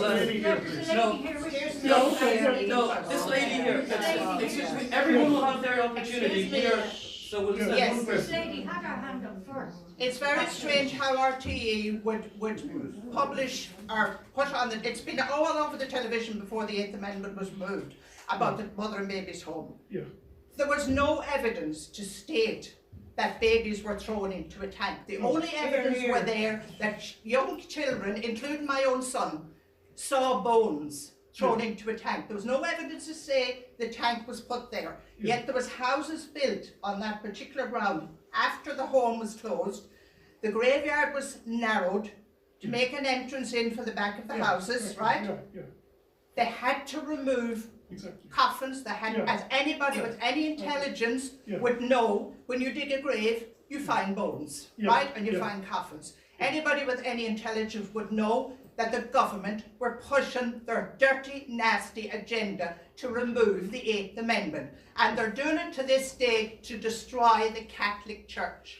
So I hope the people that have put this nasty news out, when the Muslims come and take over Ireland, we'll see how good then they will be. We'll see how nice then they will be with their children having to marry men when they're 9 years old. Excuse me, my son is black and he's sitting here and I'm an Irish woman, so stop with the racist remarks. Here. Well, go on,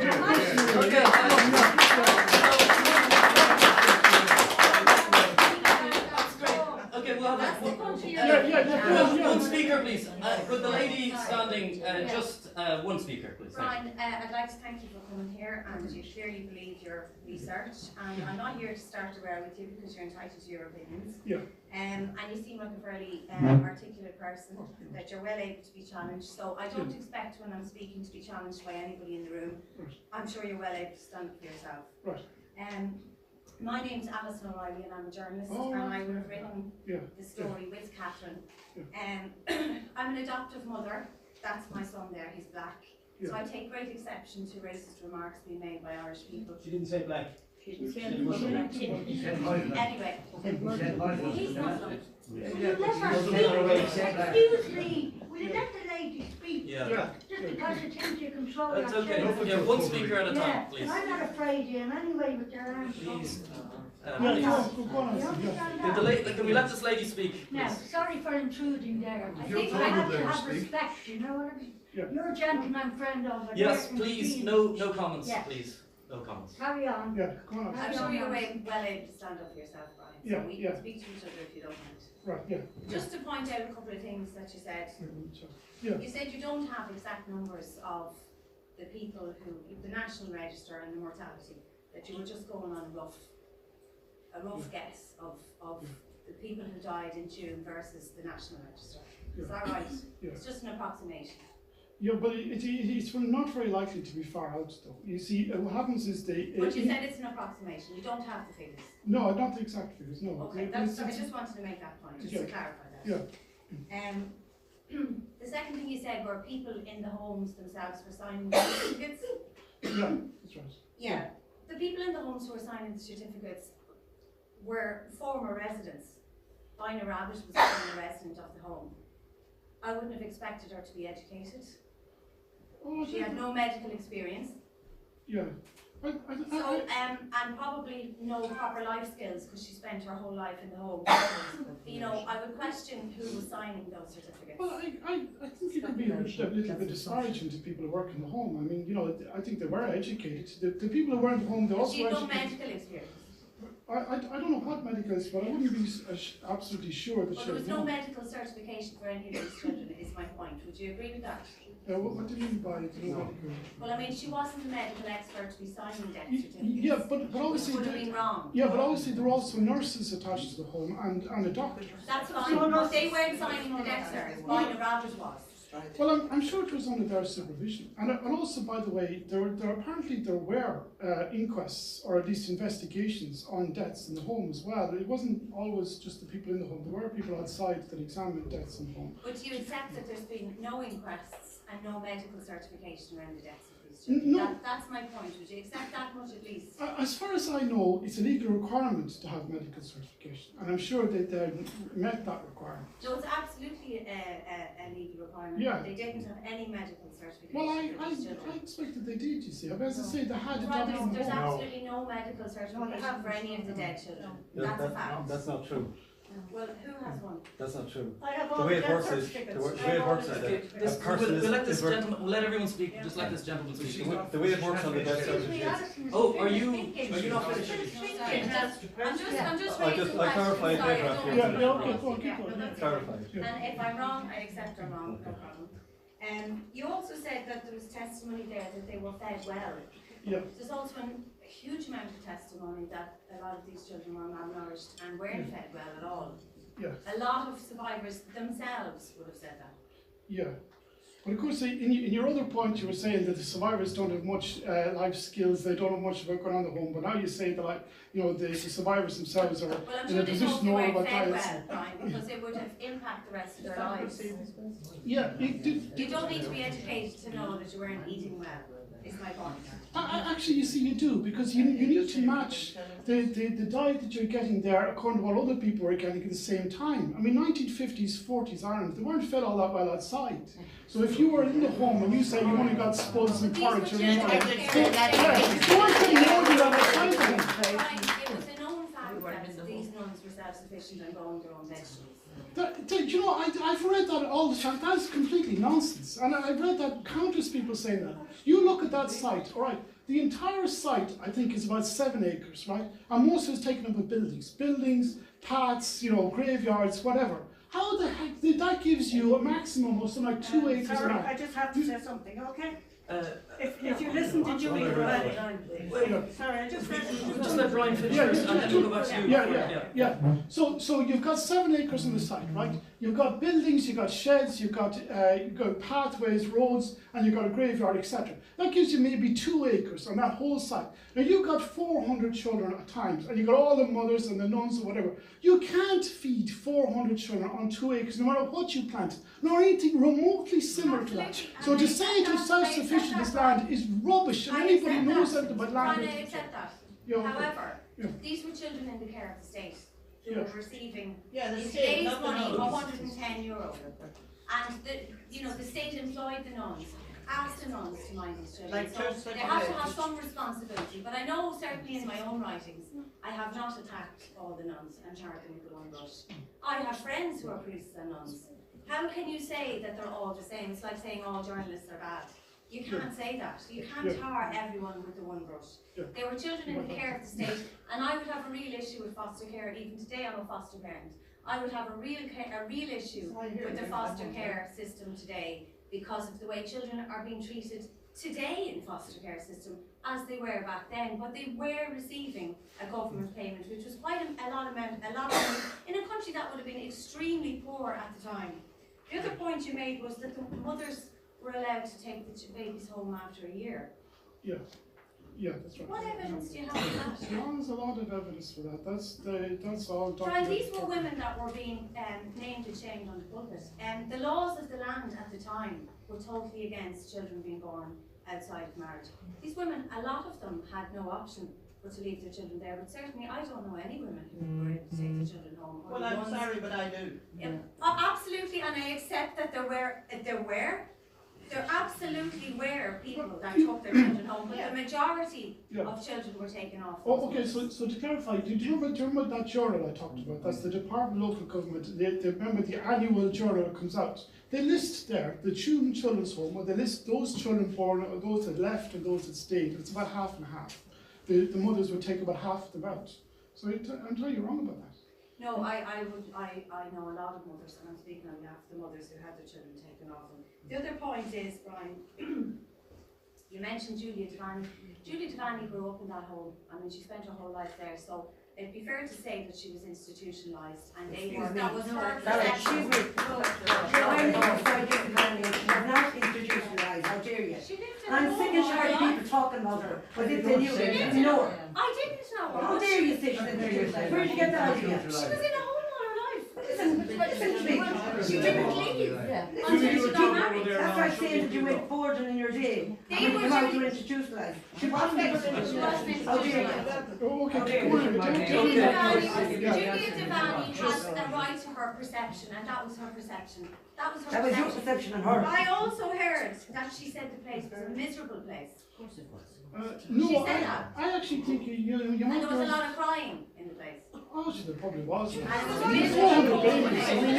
I mean, that was her perception, but I do have, nobody has ever actually asked the two mothers, because none of the two mothers have ever come forward. But there is an 80-year-old two mother living in Dublin, who will tell you it was a hellhole. And she was a mother in the home. She'll tell Well, I you. know a mother that was in the home, and she didn't call it a hellhole. But She that's said her it was perception. Exactly. much better than the children that are in care Please don't today. point your 10 years finger later. at me when you're speaking to me. Everyone is entitled to their opinion. Right, Just okay, ask well, if Julia. you listen today, we know all about it. Julia Nothing else now, Devaney. but you're taking the floor to yourself. You're right, you're script before you can.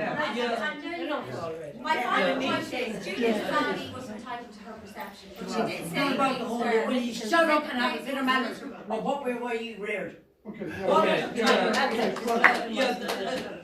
Is there I might go to... Can you just reply? I just wanted just one more thing. You said the bond secure said no money. They returned about 2.3 million in profits in the last 2 years. They're one of the richest orders in the country, just to make that point. And finally, I suppose, my main point is, the way the children were discarded was disgraceful. No matter what. When the nuns left Tuam, they spent a fortune exhuming their colleagues and reinterring them in a big grave in Knock. No matter who, they were caring for those children, and they left those children. Well, you're into, but they exhumed their colleagues. Okay, I mean, can I just answer that question? Right, I mean, you have a religious order that have a requirement to look after the graves of their former nuns. It's completely unrealistic to expect a bond security to dig up hundreds and hundreds and hundreds of children's graves and drag them all around the place. But anyway, I just let Brian speak, please. Yes. And it's just a question of the food, because it's interesting when you want to know about Julia's attitude to food. So when Rebbe was interviewing her, she said Julia describes the food in the home, and she's saying it's terrible. She's starchy food, whatever. And Rebbe is listening to her, and Rebbe was living outside the home in those years. So she says, well, it was a fairly reasonable diet, Julia. It wasn't bad, the food is good. I said, Julia's telling the food, and Julia says, yeah, but they can mash potatoes and butter in it, maybe hard-boiled eggs into it and things. And then Martha came along, this Victorian one, and she spotted this.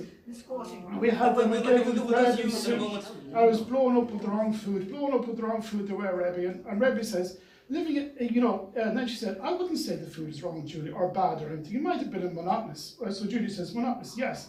So Rebbe says, but I wouldn't say it was bad food, though, for the times. And Julia says, I suppose not. And Rebbe says, no, I wouldn't say it was. So, I mean, the people in the home, as you say, weren't always able to judge what it was like outside. But outside, the people who lived during those times, during the war years particularly, and the rationing, they thought it was good food when they were told what they were fed. So, was it Catherine's words? Yes, Catherine, would you like to say? If you did listen to all the tapes, like I did, I transcribed every single word that Julia Devaney said. It took me days upon end. My transcript is every word that Julia said. Now, you're talking about the garden and vegetables and all that, and having their own self-sufficiency. Julia says they're self-sufficient. They had a huge garden. They had a lot of the women went out helping Julia. She was the head gardener.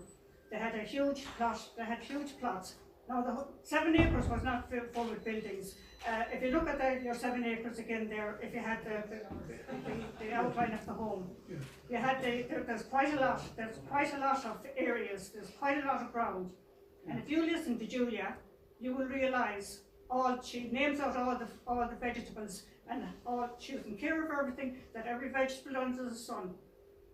Now, I don't want you to misquote Julia, because I have great regard for Julia, no more than the other people here. Yeah. Just by listening to her tapes, she's a beautiful woman, and I have very, very great regard for her. Now, I know every word that Julia said on the tapes, because I transcribed everything, bit by bit by bit. Okay, now, I know where you're misquoting her, and I know where you're putting in little bits and pieces. That's all I have to say. Yeah, well anyway, tell the truth. Obviously, she worked in the gardens of the home. I am telling the truth, with all due respect. Now, stop insulting me like that. Now, she obviously worked in the gardens of the home. She was proud of it. She was proud of her pigs and pies. She talks about the cakes and cookies. She never says they were self-sufficient. Yes, she did. And they couldn't be on 2 or 3 acres. Now, that is ridiculous to say anybody who's self-sufficient. I mean, the whole country would be fabulously wealthy if that was the case. If you could feed 400 people. Why is it taking the government so long with the truth? So we'll take these two people at the front, and then we'll come back to you. Okay, so you had a comment to make. Just on the medical side, so I'll tell you who I am. My name is Eugene Jordan. I'm president of the Galway Archaeological Historical Society. I'm a historian. I've had an interest in this because through a scientific and rational perspective on it. Now, when you claim that this person certified the deaths, that's not the case. Binder Rabbit, or whoever was the informant, and she's down written as the informant on the death certificate. What happened was the doctor certified the death, and it's recorded as being certified by the doctor in charge of the home. Bodkin Costello probably was the man. They then, usually an inmate is given the job of going to the register, going up to the government register and reporting the death, handing in the papers that were there, and that's then recorded in the register. So that's the informant. And you'll find the informant is an inmate of a lot of different hospitals throughout the country. The other point you were making on Marasmus.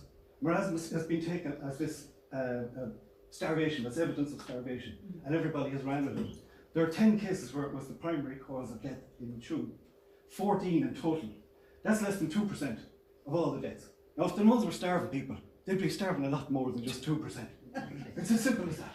You don't have to go very, very much farther than that. The other point is that if you go and you look at all the other maternity hospitals, they also had deaths from Marasmus. How come you're not up there charging the rotunda with murdering babies? Yes. Yeah. No, it is simple as that.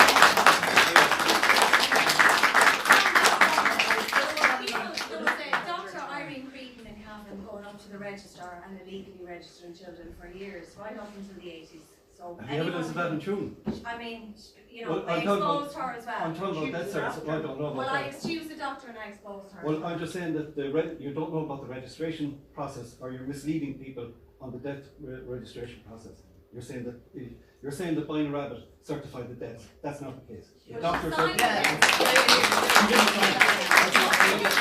She did not sign. She's recorded as the informant. She's recorded as the informant. She informed the registrar, and that's the way the system works even today. Okay, so I just want to, we'll just go, and then to you two, and then you at the. Just this lady. I've seen that. You'll be next, just right after this lady. Okay. Might only take 2 minutes. I'm just wondering, seeing as that the nuns were supposedly to blame for everything going on in the home, how come the government have not come back with the facts? They know the facts. They don't want to give the facts because the government have an agenda.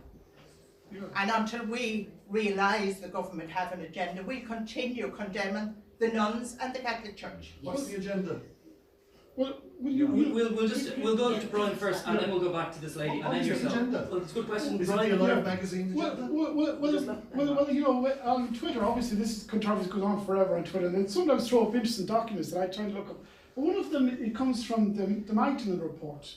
Apparently, there was the health HSC intelligence unit contributed to the documentation dug up as part of the Magdalene report of 2012. Anyway, this memo was prepared by the HSC intelligence unit in 2012, and they talk about the Tuam Children's Home, and they talk a lot about it. They say they have photographs of all the children adopted to America, and anyway, they say that they're going to go through these files with a view to finding out were there any irregularities in it and whatever. So it seems amazing. I mean, you might think that the HSC should be busy dealing with, you know, with complaints nowadays, but apparently they're busy using these old files, which they have got access to go through them to find out any complaints that are there and presumably leak that into the modern media.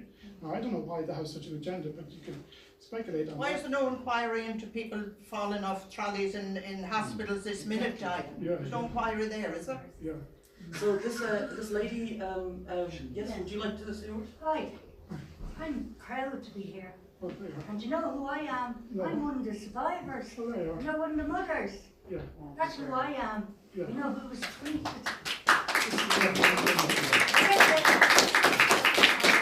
With a black child. I have the black child. Now remember that. The girl, the woman at the club. Yeah. Now I want to tell you how they treated the black child. You know, the nuns, Yeah. the bond secures as well. They ran the place where I was. The bond secures and the sisters, the daughters of charity. And what place was that? The notorious St. Patrick's Mother and Baby Home Institution, 381 Navan Road, Cabra, Dublin. Now I also know Margaret Kinley, who was 82 years of age, who was a very good friend of mine, who was one of the mothers of Tuam Mother and Baby Home, and she had 2 babies in there. Now, the both of us know, and we are the mothers and the witnesses of genocide, for which we are the witnesses, for what the church and the state did unto us, all because we broke the original sin, and we were put to shame for it. We were treated despicable, and we weren't given food, and the children weren't either. I'll tell you what they were given. Well, I Gruel. Yes, they starved them, the children, and they starved them in Tuam. And I've just been up there with the 796 to say to them, I'm here for you. I respect you, I honour you, and I want dignified burials for them.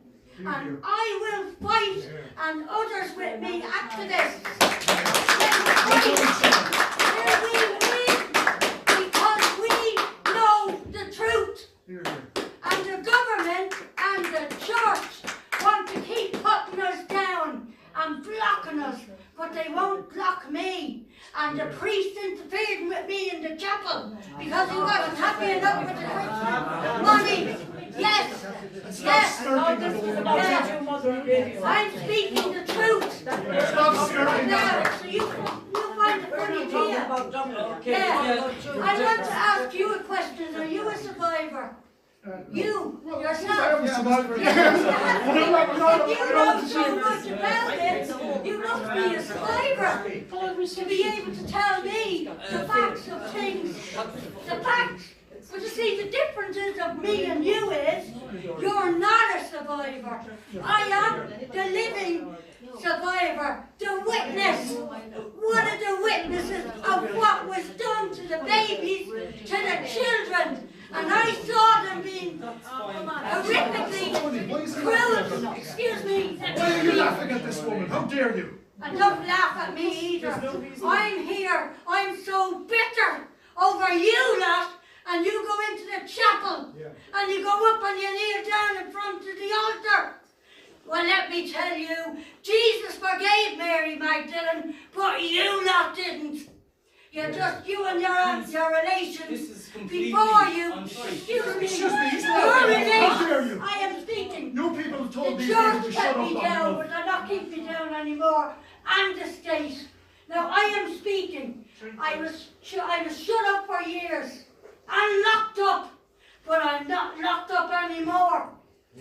Now, I was speaking for the women that were truly, bitterly murdered in Tuam. That's a crime scene, and you went and got the priest instead of getting the police. The justice is a crime scene. Desperate is a crime scene. The advantage is a crime scene. John Marasmus is a crime scene. Catherine's a poem. She might help you. Excuse me. I can speak up for myself. Catherine's a poem. I speak up for myself. Excuse me. Have some respect for the mothers. Have some respect for the mothers.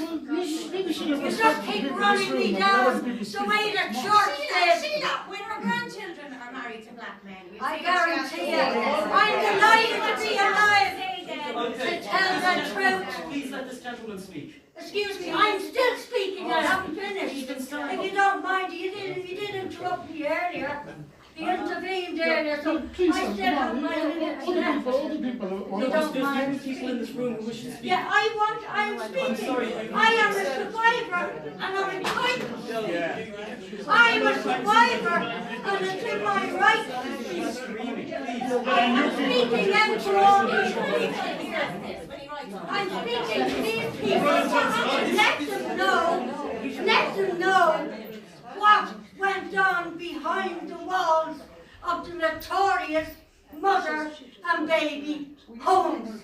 They didn't put them in coffins. They didn't even put cloth around them. They didn't give them a dignified burial. They didn't have a priest to bless them. They were just thrown into the gutter, thrown in there into the cesspit. That's what they were thrown into, because they were of the original sin. And how dare this country, I'm ashamed of this country for what they did to us. And I speak of those who are gone, and the babies and the children.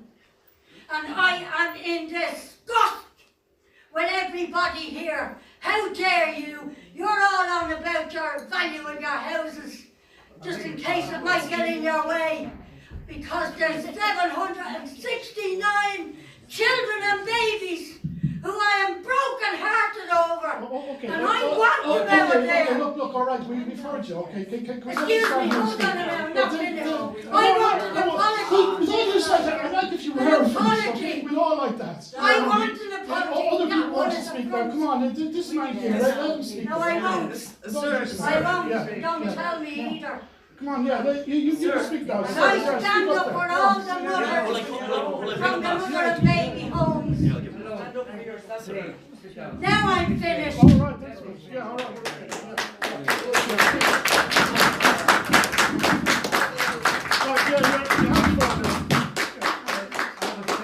My name is Eamon Costello, and I was born in Balladreen, Roscommon. We were good people, gentry people.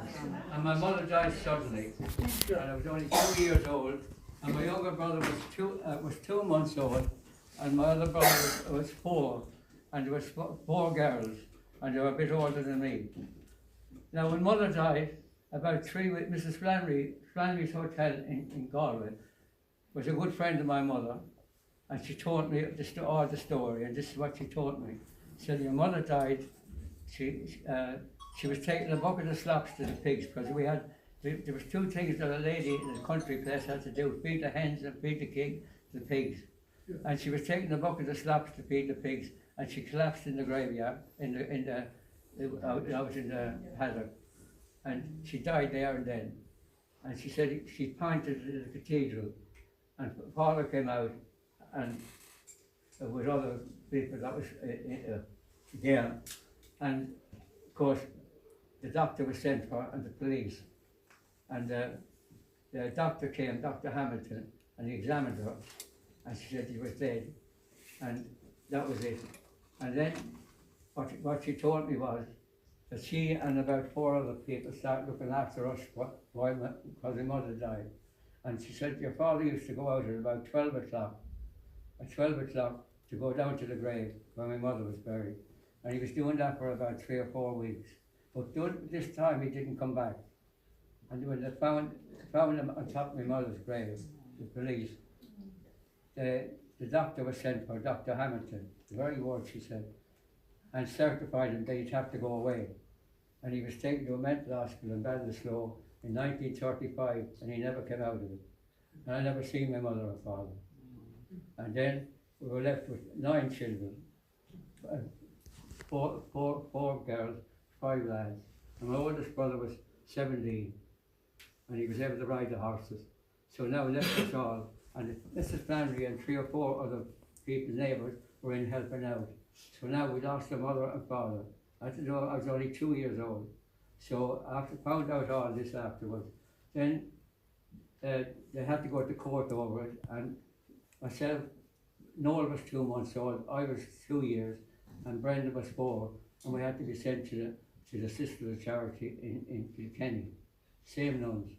And then my 4 sisters were sent to a nuns' convent in Balhadreen, and I was there till I was 10 in the home, in the babies. Used to take in all little babies, and sometimes there'd be a baby, about 3 baskets left on the front of the porch, and people would come in at night time and put the little babies in the basket and leave them there, maybe they won't.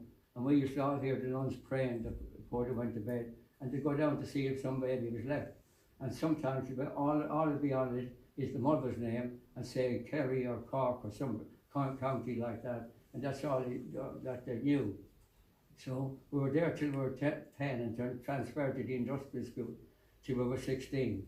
I never seen my mother or father, never knew much about outer life. And the nuns, we were in the convent, and we had to get up in the morning. We said our morning prayers. We had a breakfast, we had a dinner, and we had a supper. And that was true, because they all had those farms in the convent. So, as I can tell you, then at 10 we had to be transferred to the industrial school in Galway. And in these places you had to behave yourself, or if you didn't, you might get a slap. But there was good people in there, good teachers, and there was good people. And there was 1 or 2 Christian brothers that was very strict, And of course you have to keep discipline. Yeah. And we got fed there every time. And I could tell you, I met hundreds of boys that was in the industrial school, and some were in the orphanage with me, and we used to reminisce about it. And we kept going back. Myself and my brother my brother was coming from Canada, and I was, when we were about in our middle 30s and 40s, and we kept going back to the mother of the orphanage in Kilkenny, and we used to reminisce, and we met some of the people that were still there. And I could say that only for those nuns and where would I be today? I'm 89 in December. I'm 89 in December, and I thank God for my life and what He's given me. Right. You got your redress, you did? I beg your pardon? Did you get your redress? Well, what do you mean redress? You know, redress for being in the industrial school. What? You know the way you got the redress from being in the industrial school. I know nothing about that. Well, Somebody nothing told me happened to about. you. I wasn't interested. I learned the trade in the industrial school, and I made a suit for Muhammad Ali when he came over to England, and I was known as the best tailor in England. I learned the trade in the industrial school, and there it is 40 years old, and I had about 6 of them that I made over the years. And I thank God for my life, and I thank God for the nuns, and I thank God for my faith. No, you had to say it. You had to say it. Please sit down. Please sit down. I let you talk, and I didn't agree with you. I thank God for the nuns. And what has happened to all us guys today? I tell you what, just you brought in abortion to slaughter babies. You never mentioned that. It's the greatest sin that man can commit against Almighty God. You brought it in here in our country, and now where the two men can get married. Hang on. No, let's not go here. You got 2 men. You got 2 men. No. You don't know the difference between man and a woman. No, this isn't the issue.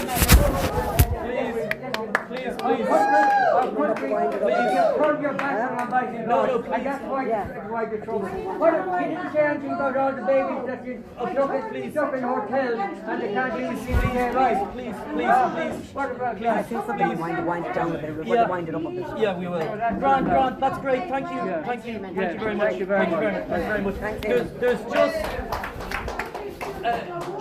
We're gonna wrap up soon. I just want to have 3 short questions.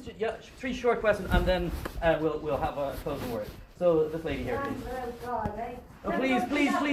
Please. We want to keep this civil. Thank you, Brian. You mentioned and you described very well about articulation and disarticulation of bones. The archaeologists went in and, as you described, they investigated the area. They lifted off the top layers. In archaeology, it would be the overlay. In an urban site, it would involve topsoil and rubble, and this was an urban site, so there's rubble. And as you mentioned, they found the bottle of oil from 1968. So that would tell you that was the time that the area was covered finally. So you're talking about reconfiguration of the area in the 80s, but you also said that there was a bottle there from 1968. Now, in terms of the articulation and the disarticulation in the report, it does mention articulation and disarticulation. And the archaeologists, all they could do was take off the rubble. It was a test excavation, so they're going to have to go back in to completely investigate the area and excavate it completely. Then we'll know exactly what was going on in terms of those tanks, as you showed the picture with the lids. We don't know for sure until they go in there for their full excavation. For the test excavation, all they did was take off the rubble, and they were able to see. Now you saw, the pictures are in the report of what they could see. Now they redacted the pictures of bones with respect. They left it in a picture of a little baby's shoe, a little blue shoe. You can see that really clearly. That's still there in the ground. They didn't lift that, so they didn't. They took anyway the more recent, looser artifacts like the GTX bottle. So the little shoe was there, and the little bones are there. They lifted what was very loose. They didn't want to disturb too much, but they took what they could just in terms of being able to radioharm it and test. What they could see in the corner, in a kind of a right angle in one of the little chamber, in one of those little tanks, was a configuration of bones, and they suggested articulation. Archaeologists are very careful not to say one way or the other until they have evidence. Archaeologists work with evidence. So they said that it suggested articulation. Now you left that out, you didn't mention that point. You went with the point of disarticulation from a previous report. You didn't mention the very detailed, complete test excavation report which suggested articulation. You said disarticulation, so I want to clarify that for everyone here because you didn't. Yeah. There was suggestion of articulation. Yeah. So you're right. I mean, what I think I said about the report is that frequently they go up and down. You know, they say one thing and they say one thing and say the opposite a few lines in later. the archaeologist report? Yes, I would have to say. They don't. They're very careful to say if it suggests that they're not 100% sure. They won't know until they excavate. It was a test excavation, and the test excavation suggests one case, just one, but it's one, and it's a case that you just meant just for everyone here to be very clear about it, be complete about it. They do suggest articulation. Just to correct you on that, because you said the complete opposite. I quoted Marie Cassidy, the state pathologist, saying that's an old report before. Okay. So the main. I'm trying to answer your question with all due respect. Can you respond to the point? Yes, I am going to respond. Give me a chance, okay? Give me a chance, right? So the main archaeologist looking at the remains would be Linda G. Lynch. I don't know whether you know her, maybe you do. She was the osteoarchaeologist who worked in it. It's from her that we get the statements whether they're articulated or not articulated. Now here's a quote from the report by Linda G. Lynch. No definitive in situ human skeleton remains were identified, and the entire assemblage of bone comprises disarticulated bones. Okay, so these are bones that have completely separated from whatever bone they've originally joined. This typically occurs. No, it's not what I said earlier. I quoted, with all due respect, earlier I quoted Marie Cassidy. Now I'm quoting the osteoarchaeologist. Okay, it's a different person. I am not repeating. With all due respect, I'm definitely not repeating what I said earlier. I quoted Marie Cassidy earlier. I'm now quoting the osteoarchaeologist. About the articulation. Yes, that's what I'm answering. You just don't like the answer, do you? Can I ask you, instead of repeating what you said earlier, because that's what I'm not repeating what I said earlier. Okay, I'm not. This is a different person, different quotation. Okay, different, all right? Not the same. You're still insisting your point about disarticulation. Yes, disarticulation. What do you have to say about that there is also articulation? Okay, to clarify, I am saying in this report that they tend to say one thing and say the opposite a few lines later. That's the nature. So you do. And I will just give you a quotation from, now if you could just let me finish this quotation from the main osteoarchaeologist.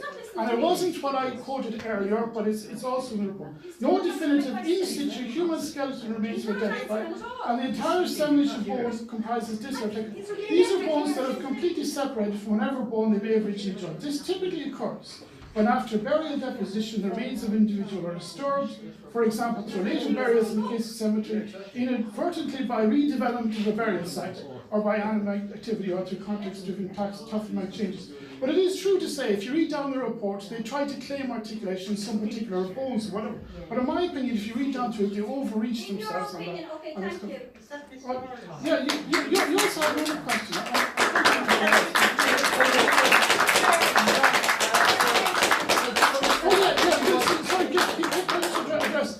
You also asked about the Castrol GTX bottle, right?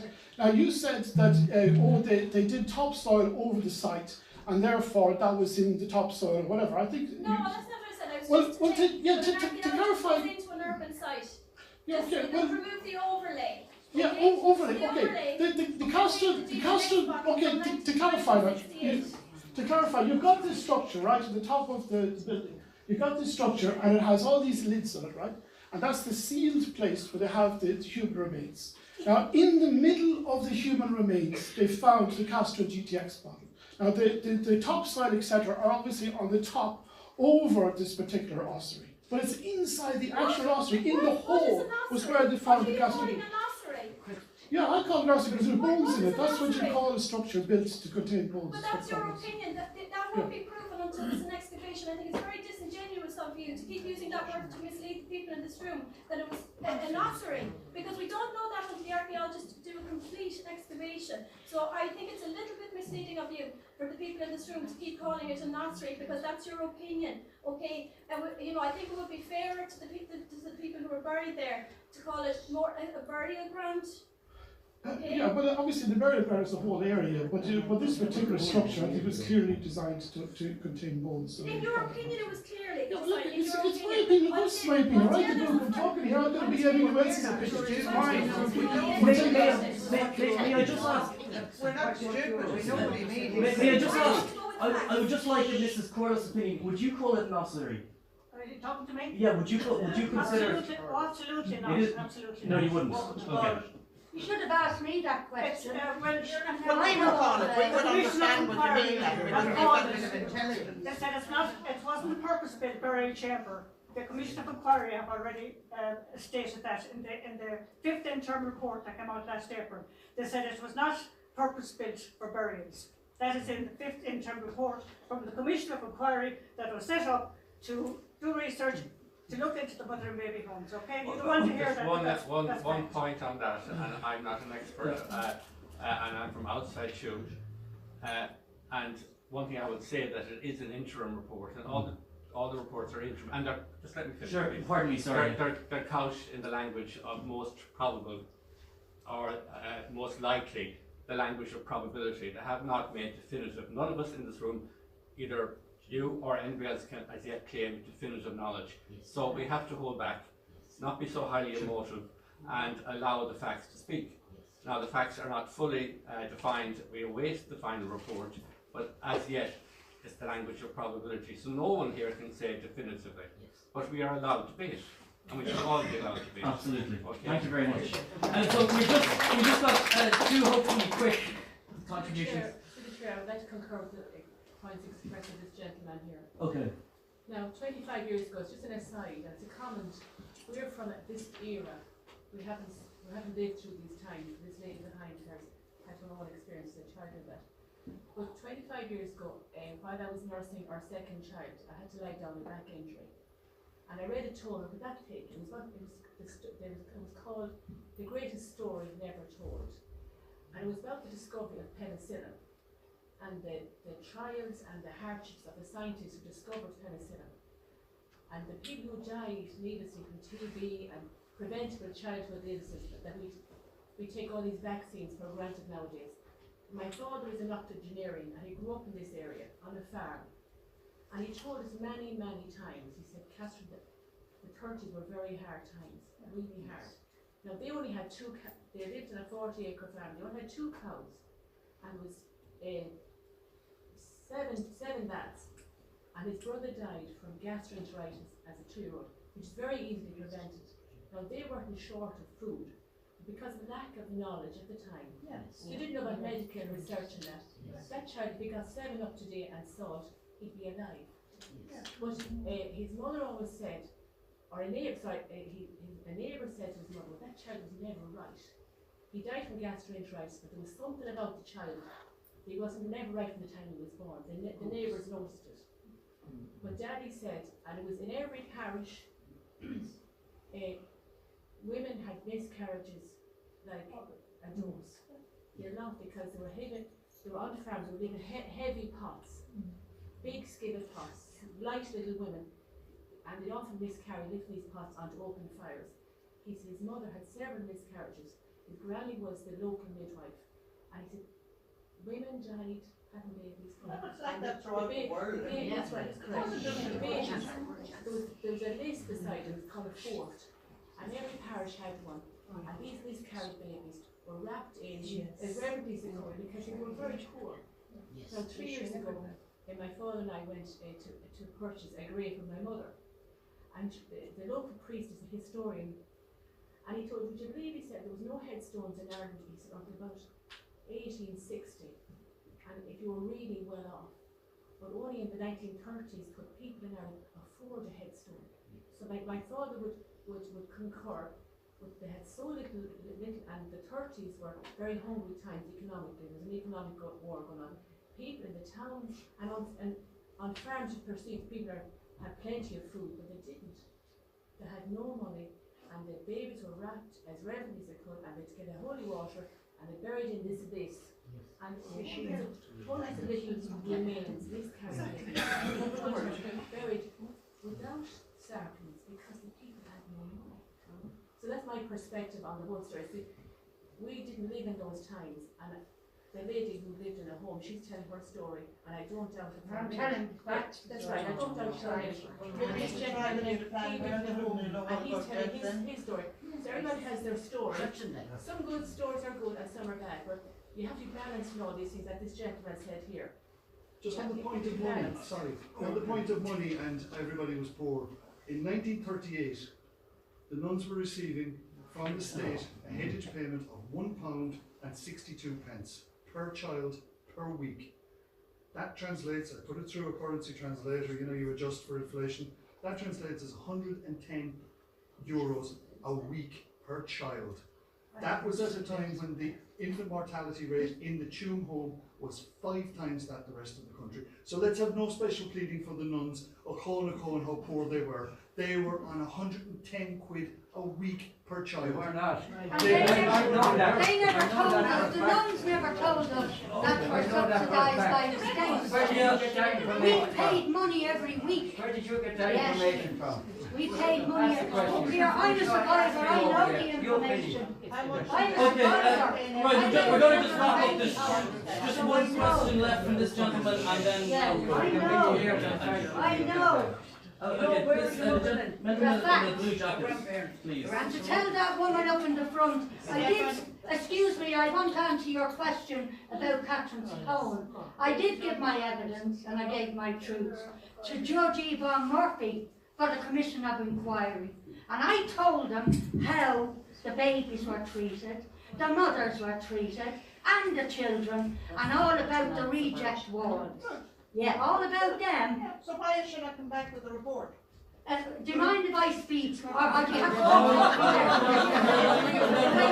Please, we were just finished. Yeah, Tom's Secures Nuns cut me down as well. It's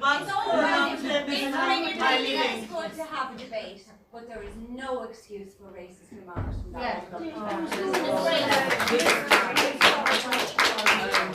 And I know the facts, and I'm telling you the truth, because I was in the home. So I'm telling you the exact facts and truth. And another thing, they weren't well fed. The nuns fed them, the nuns were fed. They looked after themselves. And they haven't got to watch anything. Everything was done for them, and the priests, and everybody else with it. But let me tell you, I will honour and I will respect all those who have died in the homes and perished and didn't ask by choice to be placed in the illegal burial grounds. If you buried a dog in a back garden and be locked up, well, they should be brought up and locked up, the nuns. Thank you. So there. This gentleman here. I'm not going to stand up. Go on, stand up. Come on, like yourself, stand up. Can't see you with the beard. Thanks. Okay, so I'd like to thank you for your presentation. However, as I suppose you're aware, being a learned man, that a lot of your commentary, whether it's sourced academically or not, it's more of a narrative, to give a narrative on the home. And as we heard tonight from different people, whether they had a horrid experience or they actually had a fairly nice experience, such as the gentleman who No, he didn't. He's paid to say that. who remarkably made that suit from Muhammad Ali. It should definitely be in local paper. Know more about that story. Well, I know 200 men that was in the place he was in, and they were raped and battered. Yeah. Do you ever speak about that? Well, no. Because you were paid, that's why. So I suppose you have, which is quite obvious to someone who's coming in to look at your presentation or whatever, you have a different narrative to say the historian that you cited and spoke earlier, that's captured in front of us. So I suppose in your opinion, you stand by certain reports, and they're very interesting regards to the mortality rate, and you said the transient population, and these are all opinions to help shape your narrative that you want, which basically on the face of it, I'm not giving out to you or anyone else, that you, on the face of it is to say that the church as itself did the best they could, but you basically are afflicting blame, so to speak, to the state, which you mean Galway County Council, in your book, which I look forward to possibly reading. But what I'm saying is, people here, rightly or wrongly, they're entitled to their own opinions and stuff. And I'm not going to condone any sort of discrimination or racism. But I know the lady that spoke, and she wasn't really given a chance. She can speak for herself, no doubt about it. She wasn't given a chance to retract what she wanted to talk about regards one of the monotheist religions in the world. So she might retract what she's saying, or she might expand on it. But I certainly wouldn't think, Greta, I wouldn't think she is a racist. But that's up to her to give. You know me, Steph, I'm not racist. No, but when the Muslims take over, when the Muslims take over, it's not a race. race. It's sort of that words. That's what she said. I know, I heard it. Muslims aren't a race. Yes, Okay, we'll just. No, I just want to finish. I'm sorry, it's going on so long. We're just. No, I have to finish, otherwise it makes no sense what I said. I get Let him finish. Okay. So what I'm saying is, people will have a chance hopefully to speak respectfully to each other afterwards, should they wish. But the bottom line of my point is, your narrative is kind of a church-based, sympathetic narrative. Whether you agree with it, what my opinion I'm giving or not, but the real reality out there is the facts haven't completely been determined, and the facts might never be determined. However, that there is evidence whether your book and your lecture slide met the burden of proof. I don't think it did. The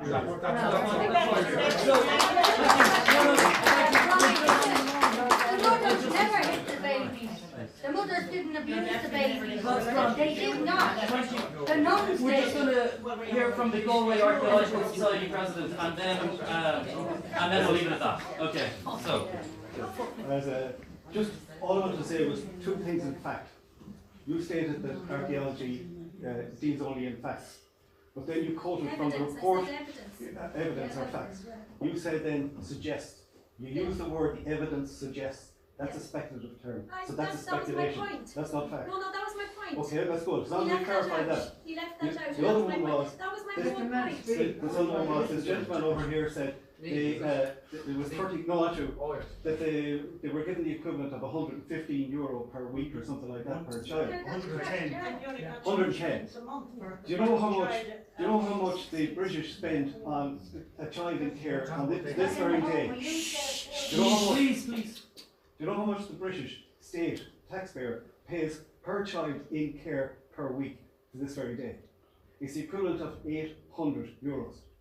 So that puts you 135, which I disagree with. I think it was much less than that. 1,500. Do you know how much the Irish state pays per child in care? And you're right, the treatment of children in care is highly deficient. It's worse now. It is. Yeah. And do you know how much it costs the Irish taxpayer? And we just sit down and we accept it.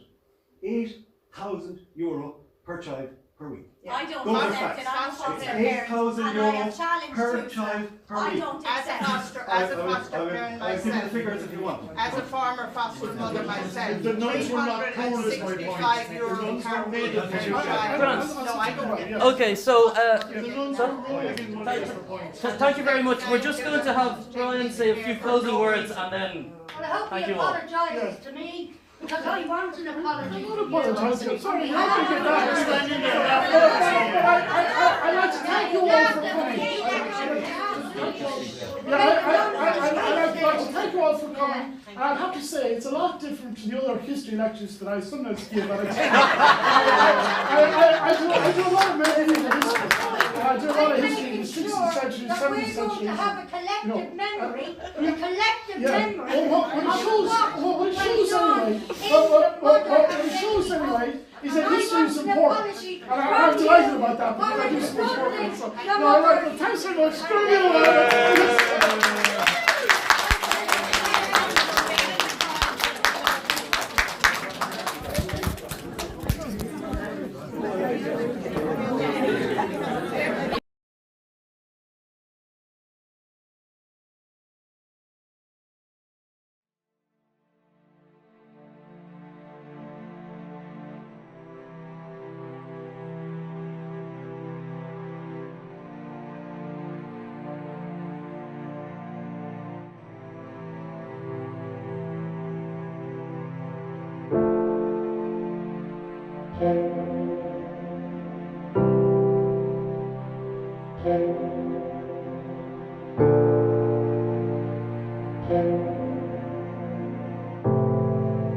Okay, so here we are today in the Tuam Babies site, and you know, it's in the middle of a housing state, which is what you'd expect, but there's a lot of history and a lot of meaning for our culture and for the story of our people, and obviously for the Catholic Church.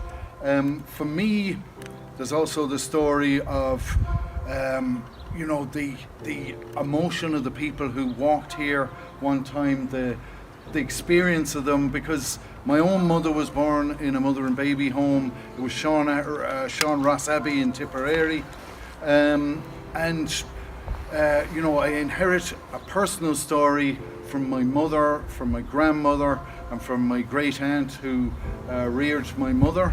And I also have a story of, you know, a couple of years before your mother was born, half the babies in Sean Ross Abbey died, and here somewhere the nuns murdered 800 babies and threw them in a septic tank. And to make sense of all this, I also have the experience of what has actually been done for my mother and my grandmother, and it's pretty much nothing. You know, there's been no redress. The government has dragged this all out. If there was any compensation, and neither my grandmother or mother wanted compensation, by the way, they both got on with their lives over in the UK, as a lot of these women did. But they both died. My grandmother died about 10 years ago, and my mother died a few years ago, all waiting for a resolution of this. So, you know, the government hasn't really done anything for my mother or added to the story, yet they've taken this story and a narrative has come out of it which has been very, which has reinvented our understanding of who we are and what the Catholic Church was.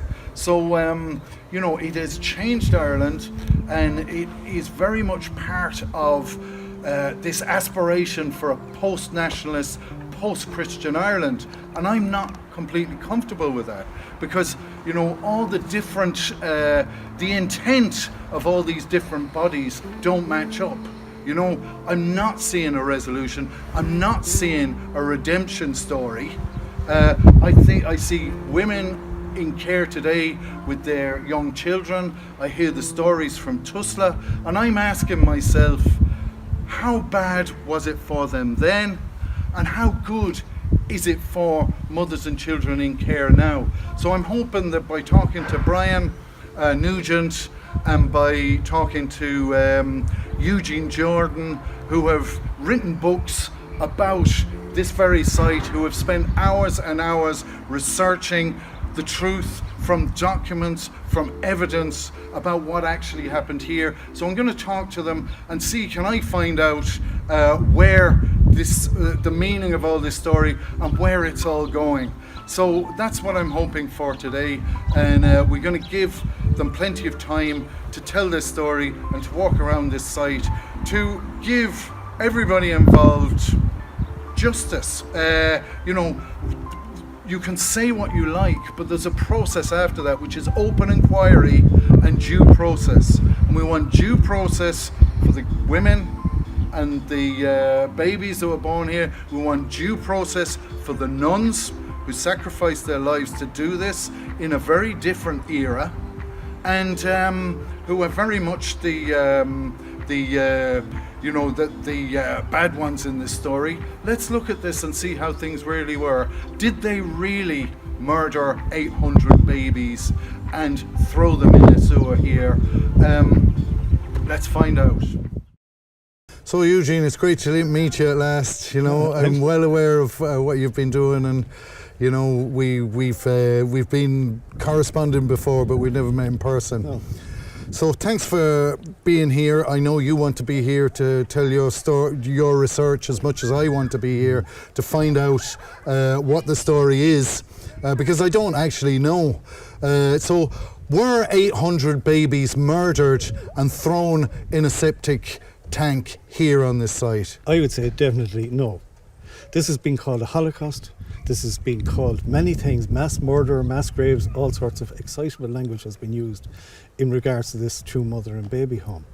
I say no emphatically because this is the only Holocaust in the history of the world that issued death certificates to its victims. Yeah. Now, you have to start asking a few questions. The first question is, what was in it for the nuns to be murdering children? What benefit would accrue to them? In every other situation, there used to be baby farmers, and they were called angel makers over in Europe, because so many children died, who would take care of babies that mothers couldn't take care of for a fee. They did it for money. It was in their interest to murder the children so they could still gather the fee and wouldn't have the expense of trying to feed a baby. There's none of that here. I mean, the women, I'm reluctant to call them nuns because these are women. And let's be plain and simple. This is a woman-perpetrated Holocaust is what they're making out, is that the women killed them. Now, I don't think they had the motivation to kill them. The Catholic Church and the other Christian churches had been looking after unwanted children for the best part of 2,000 years, since near the end of the Roman Empire. Right back in antiquity, when Constantine took over, they set up institutions to look after unwanted children. The humanity has produced hundreds, thousands, millions of unwanted children, millions and millions in the last few years. The UN estimates that I think in a 6 or 7 year period that 53 million children have been aborted fairly recently. That shows you that humanity can produce unwanted children. It is stupidity in the extreme to imagine that all the children born in mother baby homes were wanted by their mothers. In fact, the report of the Commission of Investigation says that many women threw themselves downstairs, drank sheep dip, and took very hot baths in order to bring about a spontaneous abortion. Some of the children were wanted by their mothers, but a great many of them weren't wanted by their mothers. So what you have here as well is an institution looking after the poor, remember. These were poor people, and the figures released by the Commission of Investigation showed that the vast majority of illegitimate children were not born in mother and baby homes. They were born outside it. Another thing that comes across is that an awful lot of grandmothers reared their daughter's child. And I know of many stories of many people who only found out they were illegitimate when they went to get their certs to get married. That shows that there wasn't the bias in society that we are led to believe was in society. Okay. A lot of people didn't even know, even though everybody in the village knew that the child was illegitimate and that the child was probably born in Tuam and all the rest of it. The grannies reared the child. Yeah. That hasn't been acknowledged. Yeah. Well, that's like my great aunt reared my mother, and she reared other children in our extended family as well, and I only found that out at her funeral. So that was the time to be a heroine, to look after these children. Then now it's very easy to attack the nuns and all those. For the last 2 years, abortion has been legalised in Ireland, and over 13,000 unwanted pregnancies, babies have been aborted. Now that shows you that even with all the contraception that's available, we're still producing unwanted children. And that's more that have died in the last 2 years through abortion than have died in the entire 72 years or 78 years, whatever it was, that was covered by the Commission of Investigation. Let's put figures in perspective and put the whole thing in proper perspective. You know, that's one thing that hasn't been done. I've another question to ask you. When I ran for election in Galway East, there was a debate on Galway Bay FM, and I was on the panel with all the other candidates, and the very first question was from Catherine Corliss, who was in the audience, and it was, would I support a excavation of this site? And all the other candidates came out with the narrative that it needed to be excavated for the reasons we understand today, according to the narrative we've heard. And I quoted Brian Nugent's book, and I said, Brian has raised a lot of questions about this. My own mother was born in a mother and baby home. I'm not sure about all this. And the interviewer pressed me on it, and he said, you give a yes or no answer. And everybody else had said yes. And I just felt uncomfortable with the narrative, and I just said no. You know, I wouldn't support it. Now, was I right to say that, or was it a foolish thing to say? It's a huge moral dilemma. Huge moral dilemma. The children should be allowed to rest, would be my opinion. Leave them there. They weren't murdered. That's absolute rubbish. The other problem is that we've had so many allegations made that the evidence maybe lies in those graves that they weren't murdered, and maybe we have to excavate it and see who these children are and what the real story is. That can only be answered through the excavation. Now, I know Brian has a theory, he'll probably be on it later, but it extends far further on the map. The burial grounds extend far further on the map, so there's more to it than meets the eye. The other part of it is that a lot of people, a lot of the women in here were in here as a result of incest and rape. And there's some stories there that some families might be better off not hearing. And when the DNA evidence is produced, you might find that your father is also your grandfather. And things like that are going to happen in families. And it's well known, the rape cases and all that were in here, and the incest cases, with brothers as well, and fathers and all that. So there's a lot hidden within the ground that might be best left there. But there's no question they were not murdered. In one, just to give you one example, if there is any suspicion of murder or an unexplained death, the law is that it has to be reported to the coroner. The coroner is a special judge who convenes a special court called a coroner's court, and a jury decides what the cause of death is after hearing the evidence. I can only find one of them that was held in Tuam as a result of a death of a child in the Tuam mother and baby home. And in that case, the jury had found that the baby died to the mother, who was probably feeding it at her breast, and lay over on it and suffocated the child accidentally. It was a common occurrence in the past. It still occurs rarely today. But that's the kind of thing, and that shows that the due process, if you like, of reporting deaths was followed, and followed to the T.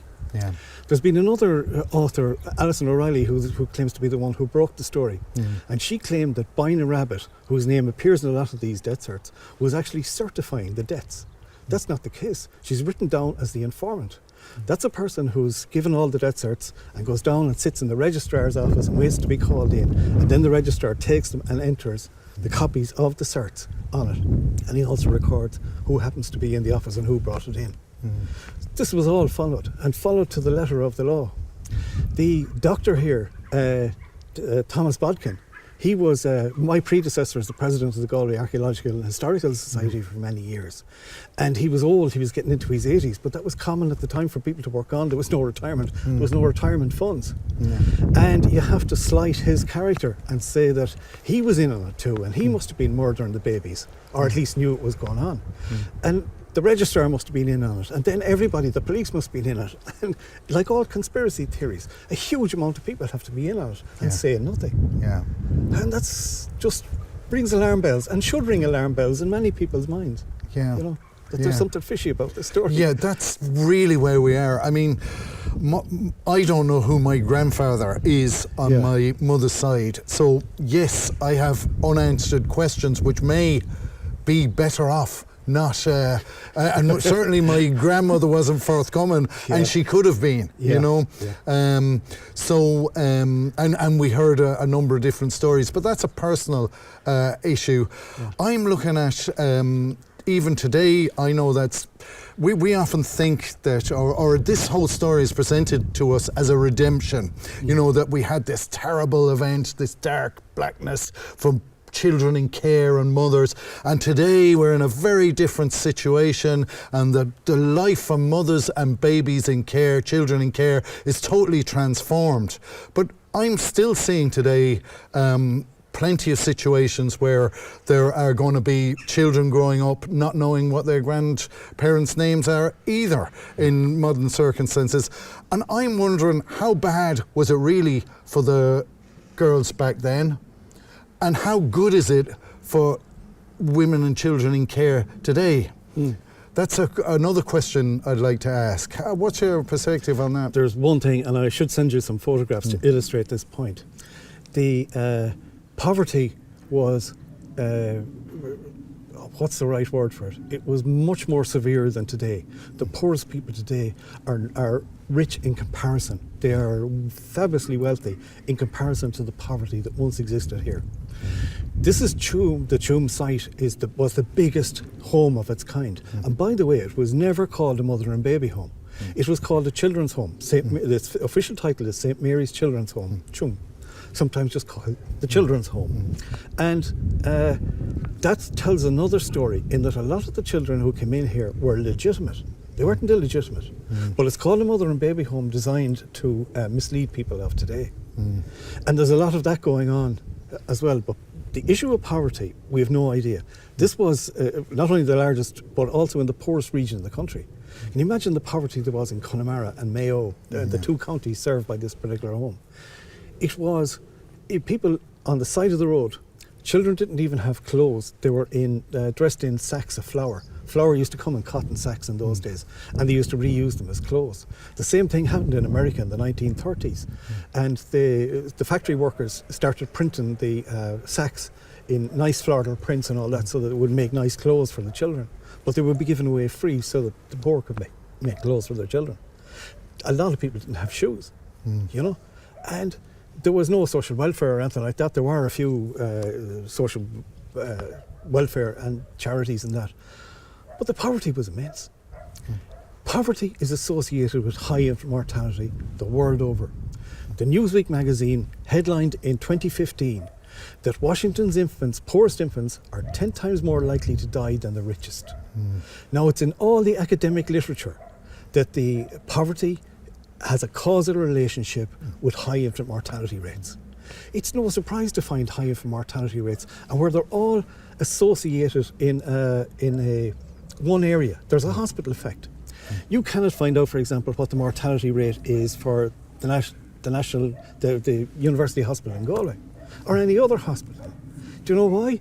Because if we hear of high mortality rates for certain diseases, we say, oh, just, that's a terrible hospital. That's the last place we want to go. So they published them a few years ago with that caveat that you cannot use high mortality rates to insinuate poor quality care. That's what's been done here. We'll do it naturally. So,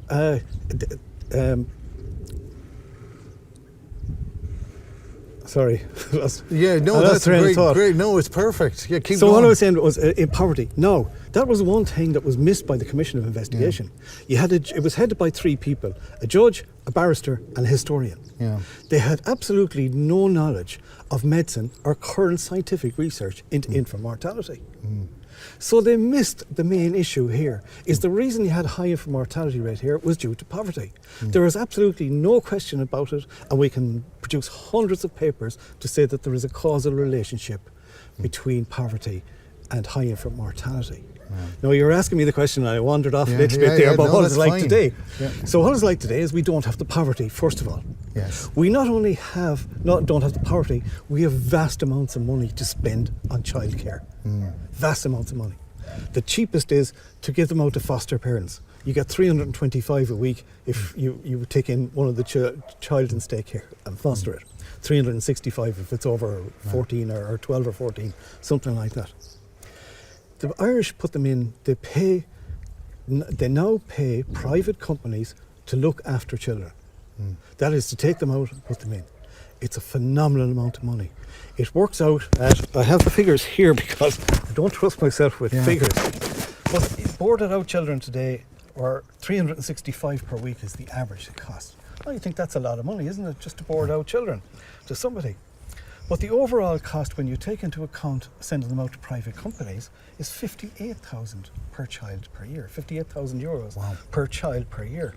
Now that's 121 times more than the 30 odd euro that they were given per child per year in today's value. 10 shillings in old money to each child that was here in that. Now, the institutions now cost, wait for it, this is the figure, 24,000. Just 1 second, just Sure. there for 1 moment. I just lost your microphone. Just drop that. No worries, no worries. Okay. Well spotted. Where do you want me to start that again? Just when you were about to read that. Okay. Thank you, sorry. Children in institutions now cost the state a staggering 24,849 and 89 cents per child per week. Wow. Per child per week, over nearly 25,000 euro per child per week is what Tusla spends on child. And it's a massive 623 times what was given to the women here to run this home in Tuam. Yeah.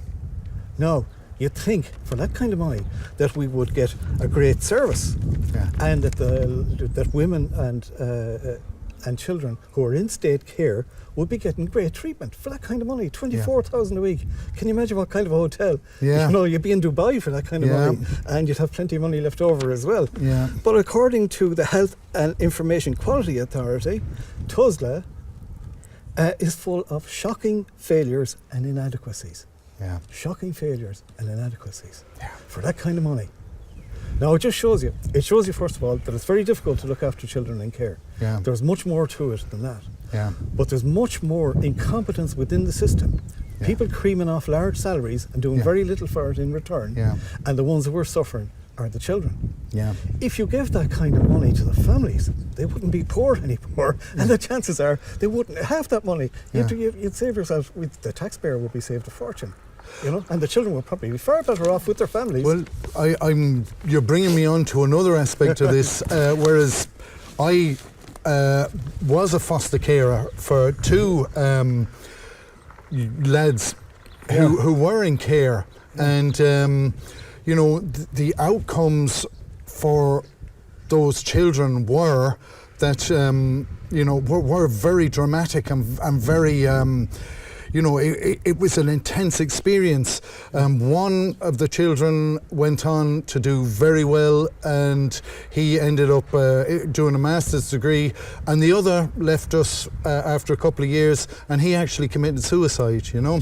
So this is the tragedy that we're enduring. This is about another aspect of my question, which is how much support for that 20, however many thousand a week, are the children actually getting? You know, I think there's massive questions to be asked about what's happening today in Tusla. And, you know, that's the other aspect of my experience. And obviously, when you have so much money centered around a process, there's all kinds of opportunities for things to go wrong. I don't think we even got 300 a week to mind the children we were looking after, but we were only happy to do it. And we know one thing, that when they were with us, for what it's worth, they were happy with us, you know. So that was I think the family is such an important thing. Do a great job. Yeah. You know, being part of a family is so important, it is. you know, and so I think we've covered a lot of that. I know I'd like to talk, we're going to talk to Brian. Maybe you should talk to Brian. Maybe I don't know if I should talk is. to Brian, but we'll take it on from here now. Okay. So thanks very much, guys. Really Thank you. appreciate that. Right. Okay, that's great. So thanks so much, Eugene. Brian, I asked Eugene a question, and the question was, were 800 babies murdered here and thrown in a sewer. Now, Eugene has answered me fairly comprehensively that in all likelihood they weren't murdered. But were they thrown in a sewer, Brian? Maybe you'll answer me that. No, they weren't. So unsurprisingly, perhaps that's my answer. Yes. So anyway, now that we're here at the site, I thought I might show you the geography of it. Yeah. It's just that because I have lots of online discussions and discussions in real life with people, and they get very confused. There's a crypt, there's an ossuary, there is a sewage tank in the normal sense, and they're all different structures, and it confuses the heck out of people. So I thought, since I was here and we're at the site, I thought maybe I could just point out some of the places, because when you're here and you're looking at it, it might be easier. Yeah. So if it's okay, I'll just point out some things to you. So you see there, you have the playground. Yeah. Now, obviously, back there, where you see that kind of triangular-looking wall, that's part of the old workhouse wall. That's the part of the old oratory of the wall, and the plaque there is because they executed 6 Republicans during the Civil War. Okay. And that's what that is. Anyway, that's a parallel structure. That's the oratory. So that's the workhouse anyway back there. Now, just here, about a few feet into the playground from where we are now, but in the playground area, you have what is clearly a crypt. Because this causes great confusion. So I just want to point out, you might ask, well, why do I say we have a crypt? Well, we have an eyewitness. It's a person called Mary Moriarty. She was a spokesman for the travelling community in this locality, and she lived in one of those houses in the mid-1970s. And there she was just chasing up some children and some stories, and she was going over, she pointed out the spot to me personally when she was here. She showed me around, and she said she fell into a hole in the ground. And while she was there looking around, she saw shelving. And she saw, I think she said 4 rows of shelving, and she saw all the bodies wrapped in a shroud. And she said she described the distinctive way they were wrapped was very similar to the way the nuns had wrapped her own baby later in the Grove, which is the local hospital here. And so anyway, that's why we say there is a crypt. There are some other references to a crypt, but that's the specific one. So now I can't tell you very much about that because nothing in the commission report has helped us out in this. But it appears that what that was the remains of tunnels. Now that's the other curious thing about the site. You have to say the workhouse is back there, and this whole place is apparently honeycombed with tunnels, which you can walk through. There's a lot of folklore about this in the locality. I mean, for example, the contractor for the houses around here, these houses are built about 3 phases. And the first 2 phases was done by a contractor who still lives here, lives in Galway. He's in his 90s though. But he was telling me when they were working here building the houses, that's about the early 1970s, just these houses, like right beside us here. He said that an old guy came up to him and said, well, I hope you don't disturb the tunnels. And he told him that you're in an area that's honeycombed with tunnels. And other people, homeless people around Tuam, lived in the tunnels apparently for a while. So anyway, now there's great significance in stating that there is this crypt. We have a direct eyewitness testimony, and we do know there were tunnels. There is documentary evidence in tunnels. And I say that it's very interesting because, as you know, a few months ago, the main historian on this commission, Mary Daly, she taught me, by the way, back in the day in UCD. But anyway, she gave an interview to some academics in Oxford. You've probably heard about this. And in that, she was very disparaging of any idea that there was a crypt system on this site. She said that was complete rubbish. And how could you possibly have that? And it cost a fortune, and there's no way they would have managed to do that. But there were tunnels, and it wouldn't be that difficult to put in shelving just into the tunnel. And so it's not that difficult to have a crypt. And we do have a direct eyewitness that there is a crypt. And by the way, I don't understand the relationship between the crypt and here. It could be the crypt was for unbaptized children, I don't know, or whatever. Who knows? But anyway, it was about there. So then you have, so your workhouse is all back there. The boundary wall of the workhouse cuts across approximately there like that and goes up at an angle.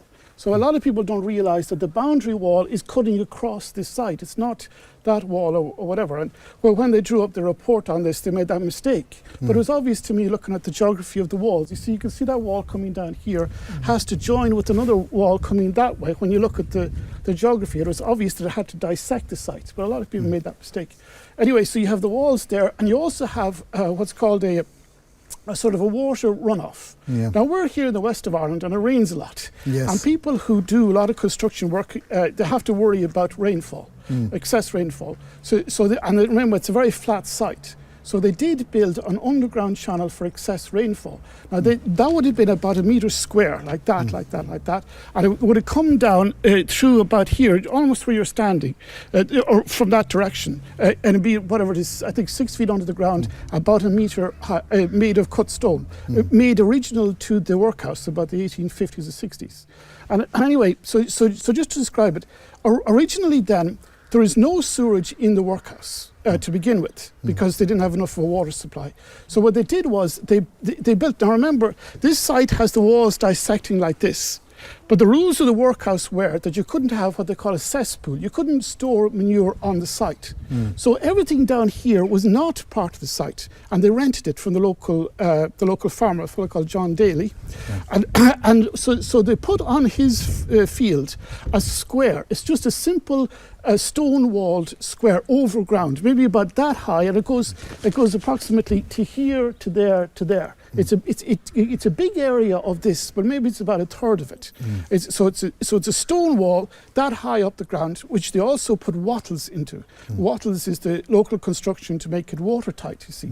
And in that stone structure, they would take by an ass and cart the manure from the workhouse. They come along with the ass and cart, they simply dump it in here. And this area is just where you put it all in there and then you sell it to a local farmer, because they need the manure. So that was the idea. That's what they call a cesspool. Now, it's not at all like a septic tank. It's an overground structure that you just temporarily put manure and then take it away. Now you ask about where we get this controversy, right? Catherine Corliss knows that this immediate area is the burial ground of the Tuam children. This is the graveyard of the Tuam children's home. Everybody knows it's the graveyard. You look at that gate there, you'll see a monument, for a graveyard. You had two little white crosses on both these gates, that gate there and that gate there. They have different origins, by the way. The white cross on that gate was about the 1980s, and the white cross on that gate, I think, might be the 1950s even. So that's why this is the graveyard. Yeah. She knew it was the graveyard. She hit the old maps. On the old maps they show the workhouse, and lo and behold, they show this particular box thing that I'm describing.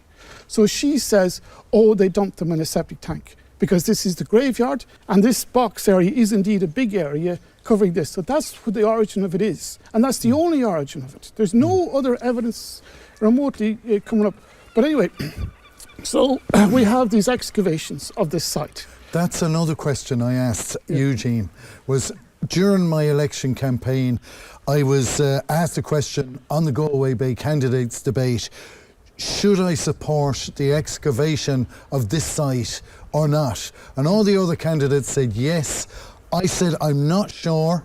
I quoted some of the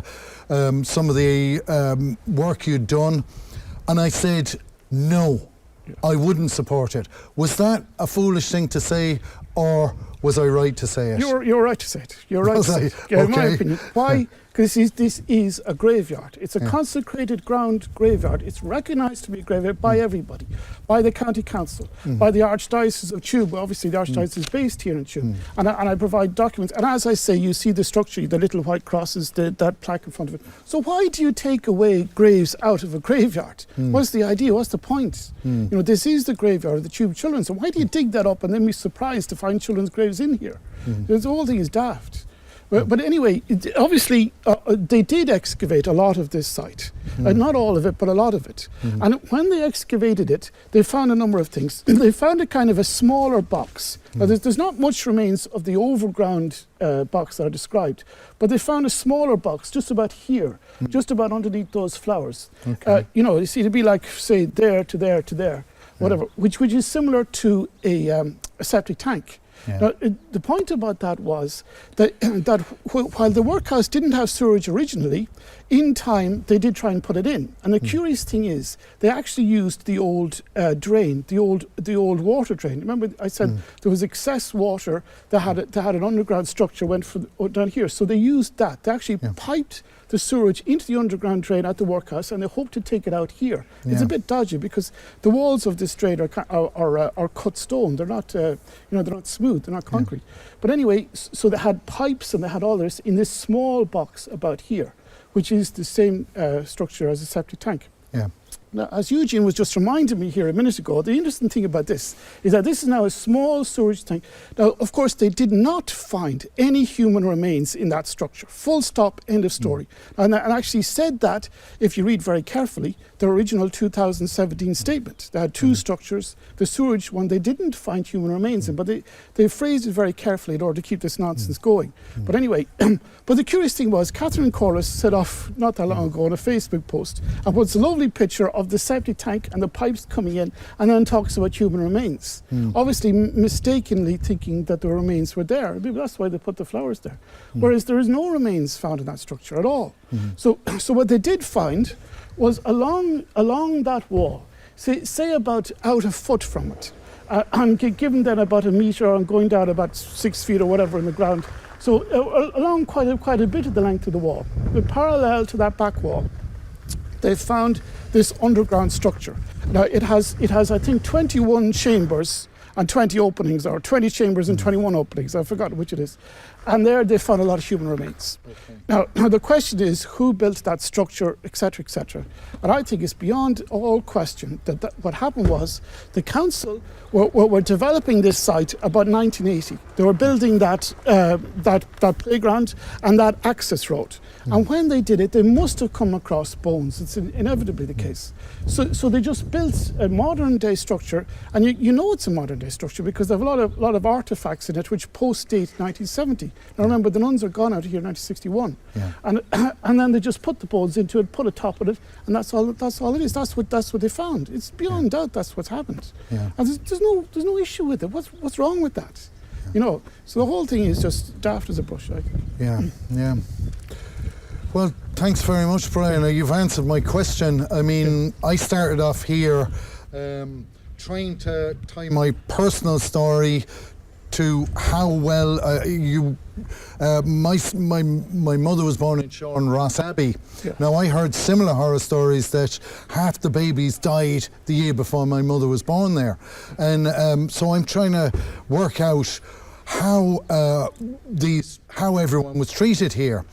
So what I'm discovering as I speak to you is that actually the nuns did not murder 800 babies. That also that they weren't thrown in a sewer.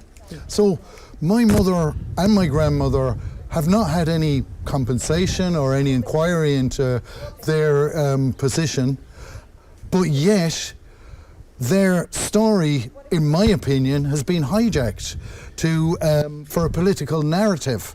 And I'm very disturbed by that, you know, and I think there are a lot of people who have had, who are struggling with this mother and baby legacy, you know, legacy of ancient Ireland or previous generations, and we're not really any wiser for these kind of horror stories, and it makes me wonder what narrative or what purpose this is serving to have this mother and baby story of 800 babies murdered by the nuns and thrown in a septic tank. I have an idea myself that it may be to do with the whole restructuring and reinventing of Ireland as a post-Christian, post-national country. And I think that that's not what the story of my mother and my grandmother is about. And I don't think it's what the story of these nuns are either. And I think by the sounds of it, you know, those nuns, even though life was hard for my mother and my grandmother, and I'll never know what my grandfather's name was, but that wasn't the nuns' fault. And, you know, I'm starting to feel that everybody involved in this story has been treated badly, you know, by a government that doesn't really care about any of this, and promoting a story which suits their own agenda. And that's how I'm feeling about it now, Brian. So thanks very much for giving me your expertise on this, and you know, we will take it from here. I'm a little bit you know, there's a lot goes into these stories from a personal point of view. There's a lot of emotional energy invested in where we get to here, and I'm still no further ahead. I'm still don't really know where this is all going, but I really appreciate you enlightening, because the truth matters, and this is about the truth. You haven't helped me really with my personal story, but you've helped me with understanding the truth of this site, and you, Eugene, have done exactly the same. You know, my personal response is my personal response, but you've given me an academic forensic understanding of what happened here, and that helps me a lot, because the truth matters. It does. Yeah. Thanks. Very nice. Yeah. Thank you guys. Yeah. Very good. Just one question there, Yeah. well, Yeah. just to confirm, Yeah. you were saying that this here Yeah. was where they done the excavation and they actually found no human remains there. Yeah. Is that true what you just said there? Yes, yes, yeah. So in other words, they did. There was 2 periods where they did excavations, and there was, I think, 4 digs. So this side wasn't completely excavated at all, but they did about a long line, if you like, and they went from about here to there and found 2 structures, there and there. It was like the same sort of dig. You know, I can imagine you dig up the sod and you go along. So that one, as I say, it's kind of like a classic septic tank. It might have been about 1890s, 1880s when they put real sewerage in here that you get that. And as I say, that square, it's only a small square now, it's like that. No human remains in that. Absolutely not. Absolutely yeah. not. So no human remains. this is not a mass grave, it's a graveyard. Yes, it's a graveyard. That's Absolutely, it's a exactly graveyard. No, thank you. Yeah, It's yeah. marked as a graveyard. Yeah. Thank you very much for coming here today. Yeah, you're well welcome. done, lads. Right, so you've heard about the controversy, right? They set up a commission of investigation to examine this. I think it's about a year later. I think it's 2000, I've forgotten the dates exactly, but I think it's 2014, about March this blew up. 2015 they set up a commission of investigation, or it might have been earlier, I can't remember. But it's a long time ago at this stage. But it's important to understand what a commission of investigation is, because I think the general public have this idea in their head that they set up a public inquiry. And it's absolutely the opposite of a public inquiry. What happened was, a number of years ago, we had a huge public inquiries, went on forever, and then supposedly in response to this, Michael McDowell, as Minister for Justice, introduced the Commission of Investigation System. Now the Commission of Investigation System is very similar to what you get in Communist Russia. It has no relationship to normal Irish or English law or any type of public inquiries. I mean, you know, intelligence agencies don't have the level of secrecy that these guys have. And it's a complete sham system, in my opinion, anyway. But anyway, they set up the commission investigation. They told us virtually nothing for about 5 years. Then they issued a 5th interim report, which is the one that describes this. And then eventually, after an unbelievable length of time, January this year, they come out with this report, right? 2,500 pages or something like that. Now, the initial response to this report was, of course, that it was exactly like you were describing there a minute ago, that it was all Catholic Ireland, absolutely terrible, the past is absolutely awful, blah, blah, blah. And this went on for about a few weeks, and it was clearly a snow job of a thing. But the curious thing was, a few weeks later, you know, as people actually read the report, there was a backlash, and now an awful lot of what they describe as survivors, residents and Catholic courts, etc., are up in arms about this report. Why? Because it's not actually agreeing with their position very well. So if we were to summarize this report in broad terms, it takes a lot of the individual controversies that have been whipped up enormously over the last, whatever it is, 5 or 6 years. They've basically been kidnapped into going to these homes, and the babies are sold for adoption. So there's compulsion, all that. That was just total rubbish, and the Commission, to be fair, have said so. They're just rejected all of that. There's no such thing as sexual abuse in these homes, and they also reject the idea of any significant degree of physical abuse in the homes. So if you read it, they're all gone. Then they have this idea they're starving them to death. That was one of the great things they had relating to this word Marasmus that Eugene has articulated at great length. They rejected that in their report. They had to. They had no choice in the matter. This Marasmus thing was a giant fraud. They were well fed in the homes. That much is also clear. So now you're left with the reality that an awful lot of these shibboleths have been rejected by the report. So then you have to ask yourself, is what's left? Okay, why do people go around saying that we have had concentration camps back in the 1940s, 50s, known as mother and baby homes? Why all the hype? What exactly did they do wrong in these homes? At the end of all of that, considering they've rejected virtually all of the main criticisms. So I would say you've got 3 basic areas that they would still claim from this report. Now the first is not a very you might say is not a reason at all, but it's very much in the report. And that is that they have no evidence. They don't have sufficient evidence. Now you might say, what the heck is that as a reason? But you read the main text in this report, and very frequently they say, oh well, we don't really know what the story is about this home. They state that, and they don't state that in small print in a footnote. They state that in the main text of this report. And I think it's noticeable. I think it's shocking, actually. Because as historians, obviously, they know that you can never have perfect information. But you have the closest thing to perfect information on the Tuam Children's Home and all the other homes that you could possibly get as an historian. I would definitely say you've got Rolls-Royce sources on this home. Huge amount of oral testimony. You have all the documentation that the nuns had to prepare, that the county councils had to prepare, that the Department of Health had to prepare. A huge amount of documentation. They've only got a minuscule amount of gaps. So why do they constantly put in this report, oh, we don't know very much about it, we don't have the documentation? Obviously, they're leaving a loophole there for this kind of witch hunt to go through, to say, oh, well, yes, maybe it did happen, we don't really have sufficient evidence to say otherwise. Now, that's the angle they're taking, and I think it's very noticeable for them to put that in it when they know perfectly well that as an historical exercise, they've got more evidence than they could ever have of anything else. So, for example, they have nothing to justify this nonsense about the septic tank or whatever, so they try to squeeze it in to 1937, where they claim that for just about a year, they don't have the minutes of one particular meeting. So this is the kind of way they're doing it. So I would say that's one of the ways they're doing it. They're saying they don't have sufficient evidence. Now, the second, there's also then two big areas, right, that they're using to claim that these homes are terrible. Now, the first big area is clearly statistics.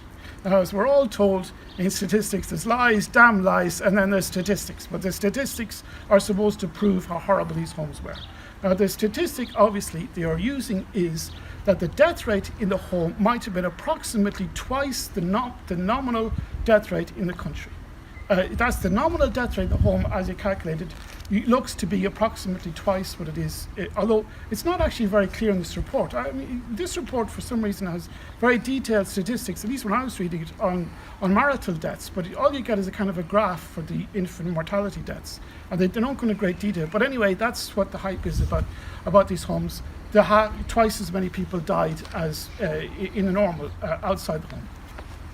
But there are enormous difficulties with this statistic. And I've written about this, I have a chapter in the book on it. You have to understand, what's going on here. First of all, the simple point is that where do you get the statistics? Obviously, you have the home, and they're compiling the death rate. They have a vast amount of documentation in this home that they have and we don't have. But that's where you get the statistic for the home. You say so many people died in the home because we have it there, and we also have death certificates for the home. Now, you're comparing that statistic to the national statistic. Now, where do you get the national statistic? What happens is you're compelled to register births, deaths, and marriages in, it used to be Lombard Street behind Trinity College in Dublin. And they have a local office all around Ireland. So you die, somebody has to get the certificate there. At birth, you have to get the certificate there. Marriages is usually done through the parish priest. Now, that's true from about the 1860s. And these are wonderful documents, very, very important. But in the 1920s, 1930s Ireland, before about the mid-40s, when they introduced children's allowances, it was very patchy. The actual national statistics on births, deaths, and marriages are not all that reliable for that period.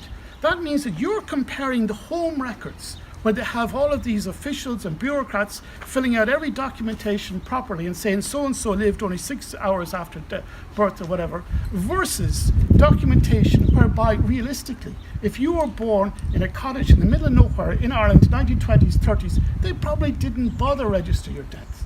And that's the reality of it. So you're not comparing the two alike. So therefore, the home rate looks higher than the national rate because the national rate is not perfect, not by any means. Now there's a whole lot of issues with these two, but that's a big one. But probably the most important one has been articulated already by Eugene. I was just listening to him, and this is known as the hospital effect. Now. Now, the hospital effect is not difficult to understand, but it's very important to this. So if you think about it, right, we'll take an analogy that I think I used before somewhere, but anyway, you go to the records tomorrow, and you find out what is the death rate for those people living in the Gresham Hotel in Dublin, and you compare that with another, comparatively similar sized building, also in that part of Dublin, the Mater Hospital. Now you compare, you have 1,000 people stayed in the Gresham Hotel in that year, whatever, 1,000 people stayed in the Mater Hospital in that year, you compare the death rate. I suspect you'll find that 1,000 times higher death rate in the Mater Hospital than the Gresham Hotel. And why is that? Is that some reflection of the hospital? No, obviously you get ill, you ring a taxi or get an ambulance, you go to the hospital, you don't go to the Gresham Hotel. And indeed, if you were ill in the Gresham Hotel, they'll ship you off to the Mater Hospital. So hence, it's not rocket science, more people die in the hospitals. Now this Tuam Children's Home and the other children's home, you see, had this quality to it. The home, anyway, it is in the report, which was a very important consideration. They said that for those that had been boarded out, if they got ill from the home, they were sent back to the home. They have that specifically, the Tuam reference. And then also, I was just reading in the Pelletstown, what in the report they refer to as Pelletstown, which is where we usually notice on Avon Road. They specifically state there that it was a kind of a convalescent place for very ill children. Now, and in the case also of Tuam, I think it's 1930, I have the reference in the book, there's a specific advertisement whereby the Tuam authorities were looking to set up a special unit for delicate children here at Tuam at the site. So hence, you're a delicate child, you're born with chronic illnesses or whatever, anywhere around Galway or Mayo, they sent you into the home. And obviously you're very seriously ill. The death rate in those children is much higher than it is on other children. So that's another, very serious statistical issue. Very serious statistical issue. Realistically, and I suspect, looking at that reference to Pelletstown, the report, I suspect that's the answer to the high death rate in homes all over the country, because they're actually kind of semi-hospitals for sick children. And therefore it's not surprising that you have a high death rate in the home. So that's the second major issue that comes across in this report, the statistical one. And in fact, that can be looked at and can be refuted. Now, the third major issue that they're going by on this report in continue to claim that the homes are terrible, is eyewitness accounts, oral testimony. Now, what I've been personally articulating for a while, that this commission is terrible in the way it treated the oral testimony. But now, actually, that's in the public domain. A lot of people are also saying the same thing. It's terrible the way they treated the people. They clearly took oral history from a large number of people and made no effort to incorporate that in the finished text. That's what Mary Daly kind of admitted in one of that famous interview in Oxford. So it is terrible anyway. We know that it's been terrible on a whole lot of fronts. But to look at it further, and just to summarise where we are in the oral testimony, okay, you get about some extreme cases are out there. You get a number of people who are saying unbelievable things about these mother and baby homes. Now, for example, when the report came out, Prime Time interviewed a lady who described how she was kidnapped in London, of all places, by, I think, a priest. And then and a nun, priest and a nun. In a black car? In a car, in yes. A black car? Yeah, flown to Cork. And then she has to escape from that place in Cork, and then goes to Dublin. I think escapes from that one as well. And it's really ridiculous. Anybody who knows these homes, as Eugene does, would just, you kind of laugh at that. That didn't happen. I'm sorry, it didn't happen. These extreme cases are not true, in my opinion. Anyway, these extreme cases are just not true. Okay, that's one category of the oral accounts. Now, another category of person, I think, is somebody that are highlighting negative things that happened in their childhood, which are quite possibly true. What I mean by that is, you take anybody's childhood in rural Ireland or anywhere else of the last 50, 60 years. I mean, your father, he got angry now and again and gave you a clatter when you didn't deserve it. Teachers gave you a clatter when you didn't deserve it. And really, they have off days, whatever, you were hungry now and again, you're whatever. Anybody can take an incident like that from anybody's life. And if you highlight that and gloss over the fact that your poor old father was slaving away to try to, feed you and clothe you, as these nuns were, then you can always write that narrative if you want. It doesn't mean it's untrue. When you say that you got a clatter when you should, it might be true. But if you're going to be that biased in your account and not take into account how good the good work these people did for you, then you can write that if you like. And of course you might like to write that if you think you're going to get compensation for being in this home. And really, that's a big issue. I mean, these people are expecting to get thousands of pounds because they say it was terrible. I interviewed a person myself describing that kind of thing, and he told me, when are we going to get paid? He asked me. So that's a second category in these oral accounts. And the third category, which I was hoping to read out from here, is that there's a large number of extremely positive oral accounts on this home, a large number of them, and they come out only in this report. It's amazing, absolutely. Quite significant numbers of people are coming forward saying it was absolutely brilliant and much better than the homes they went to when they had to leave the home. They say the nuns were very caring, the food was fantastic, they had toys and they had whatever. Large numbers of people are coming forward to say that, but you just don't hear it in the main media. So I think when you examine the oral accounts, you can explain that as well. And I think there from that, it's not true to say these homes were as bad as that. I think they were good institutions actually. So I think the Commission got a lot of things wrong, but they got a lot of things right as well. Yeah. So overall, it's pretty positive. They managed to get rid of that starvation myth. Yeah. And you notice how the politicians who were promoting it have suddenly stopped about starvation. Yeah. Because now it's just not tenable, but it's on the Dáil record, and there are several of them, and I have it on my website, a list of these politicians and what they actually said, falsehistory.ie. So if you want to go and look that up, it's just crazy. The politicians making out these falsehoods and putting them out on the Dáil record, not thinking that it's ever going to come back and bite them. And the fact that it hasn't come back and bit them says a lot about Irish society at present. It's very bad. The other thing about the report was, I said it earlier about their biggest mistake was not factoring in poverty into it. And the kind of poverty comes out in the stories of a lot of people, what they had suffered. Yeah. And they were escaping domestic violence in a lot of cases, incest in more cases and stuff like that. And these were refugees. They're still trying to make out that they were imprisoned in these homes, that they were somehow taken out of society and imprisoned in these homes, which is not the case either.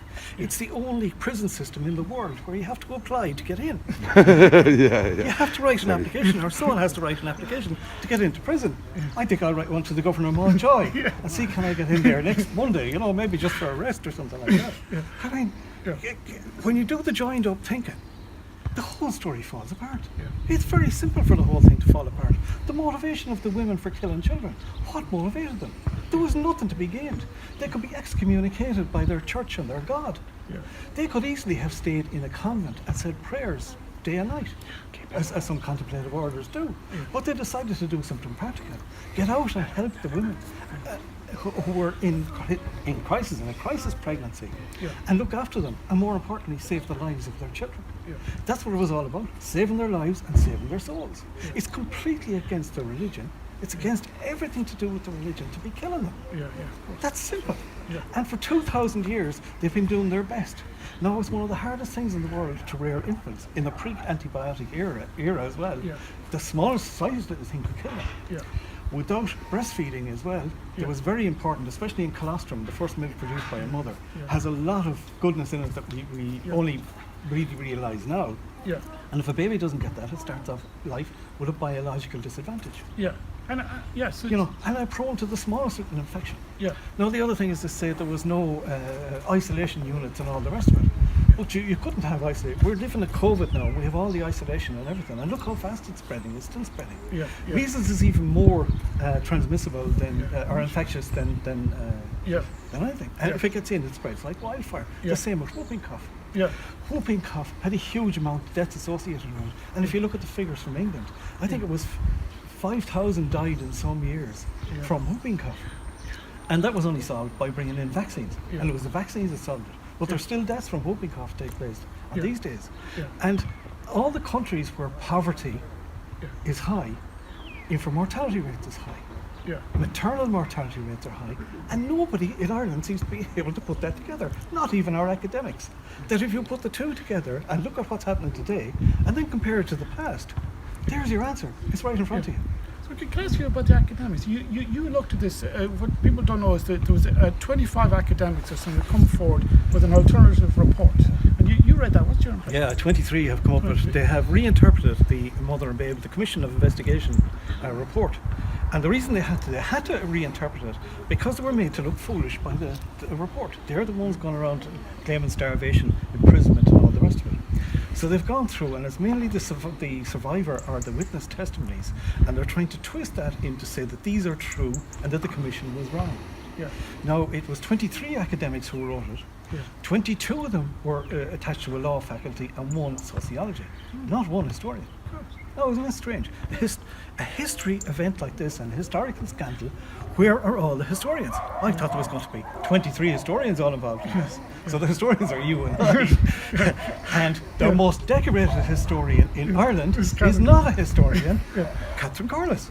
She's got all these awards and all the rest of it. Yet she's never studied history. She did a course, and she's never bothered doing a history degree, and yet is the most decorated historian. No, I think in time that's going to come out and that's going to be shown for what it is. Yeah, so you would say that as a profession, like historians, right? Because you were the president of Galway, which is a big deal, not so long ago. What's your impression? What's gone wrong? Why did we end up with such a false impression given to the Irish people of the history of this period? Well, I was telling David earlier on that I think it's cultural bias. Yeah. There's a cultural bias that we have in Ireland, which the academics, oddly enough, call the colonial mentality. Yeah. Now, this happens in post-colonial societies, where the colonizers' culture and is seen as superior to our own culture, to the colonized culture. Yeah. So they therefore hate everything Irish, love everything British, and put the Irish down all the time. Yeah. Now that's one part of the colonial mentality. Another one which we have is in begrudgery. Yeah. We all know about that. We're a nation of begrudgers. Yeah. But it's much more than envy. It's putting other people down. Yeah. And if you can put other people down, that means they're beneath you on the social strata, and you're above them. Suddenly you're a big shot.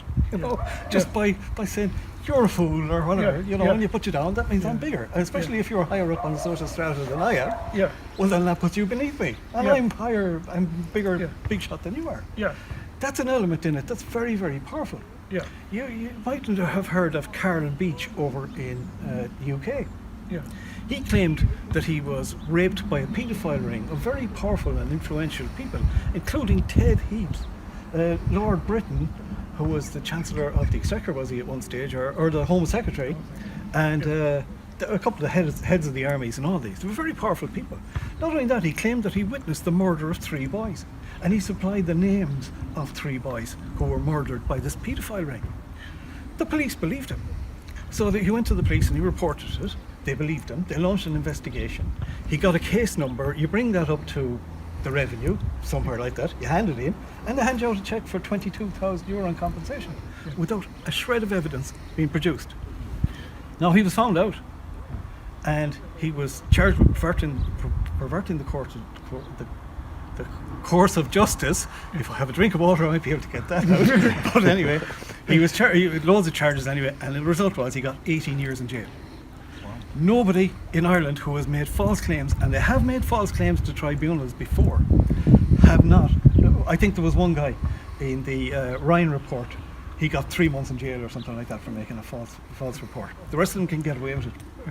Now, the symphysiotomy ex gratia payment scheme was handled by Judge Harding Clark, and she said that 1/3 of the complaints made to that scheme were false.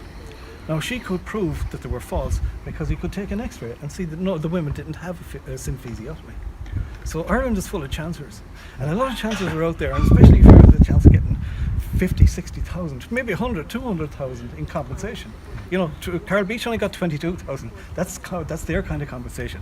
Our compensation would have been 100,000 or closer to 100,000. So falsehoods are there. Oh, great! Thanks a million.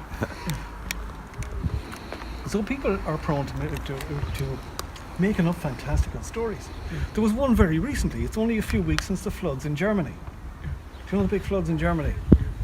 The story circulating in Germany that the bodies of 600 babies were washed up. Now, it's been circulating on social media, and everybody says 600 babies were washed up. It's a completely false story. And DW, the German station, went and investigated it. And they got a guy he's one of these Austrian websites that looks into fake news.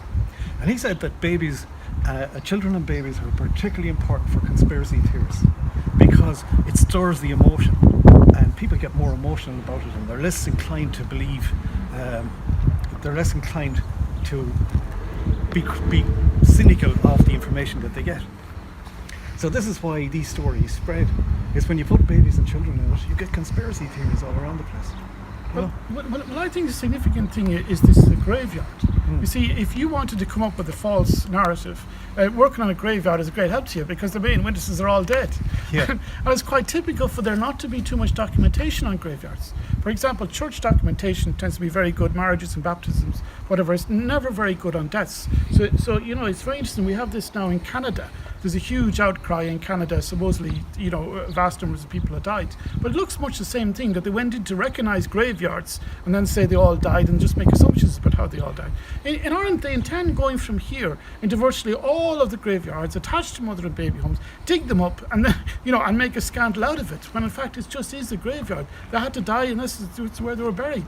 You know, of itself, there was no scandal. You made a very important point there earlier on, and I think it's been skipped over and missed by the Commission as well, and that's the non-registration of births. Yeah.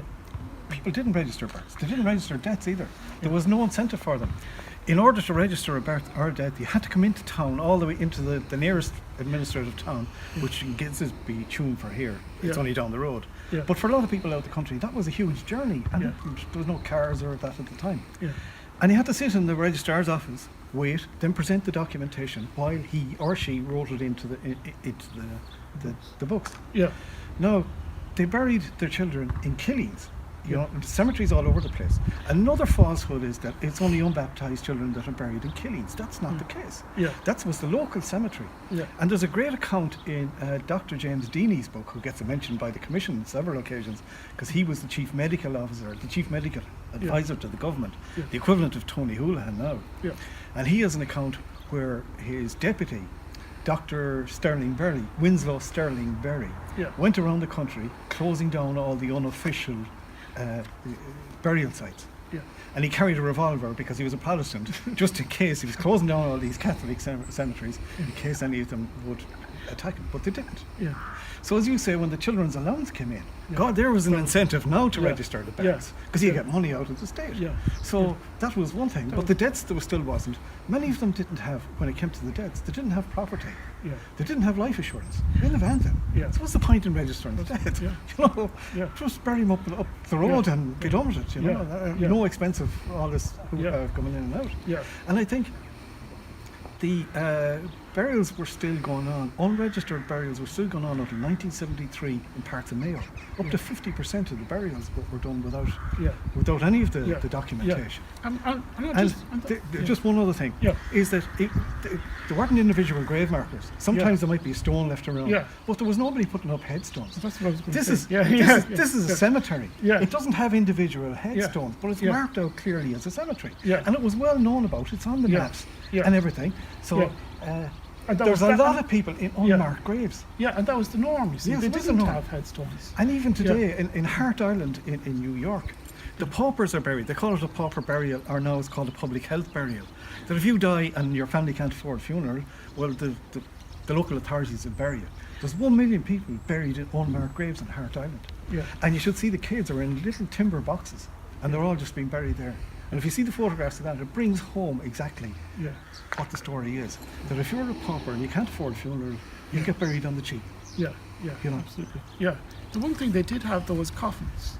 And there's some huge amount of evidence about coffins. It's all there in all the papers and all the documentation. And people even know local carpenters around here who made coffins for the children's home, and references to the size of the coffins, and countless references to it. So they're all buried with coffins. I mean, you know, and how are you going to put a coffin through the small little slit that is in these, you know, that structure is beyond anybody.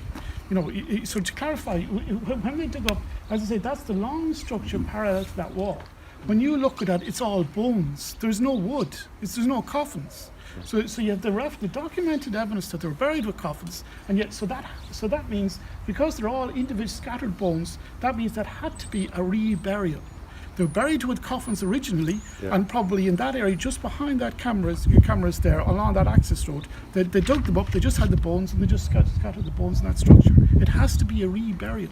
You know, so that's how you... No, that's Brian's theory. I'm not in 100% agreement with him on that.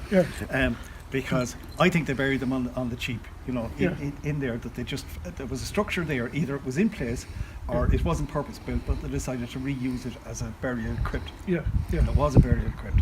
Yeah. Now, the remains are disarticulated, we know from that on the top.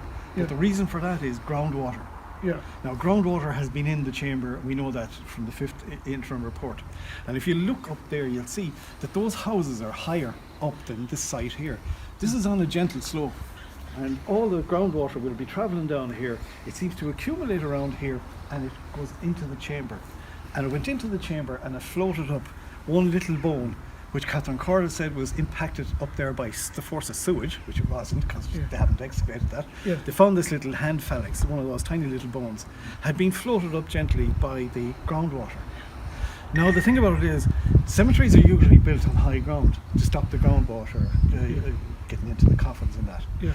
But if you cross the road just over there is the main Tuam cemetery, and it's even lower gradient than here.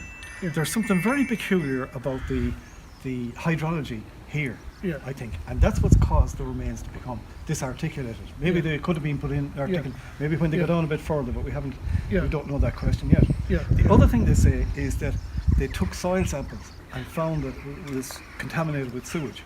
Yeah. Now, this whole area and even beyond is contaminated with sewage, because there were reports in the newspapers of the septic tanks here, the cesspits overflowing into the neighbouring properties, and the Board of Guardians compensated the grazier and the landowner. Yeah. So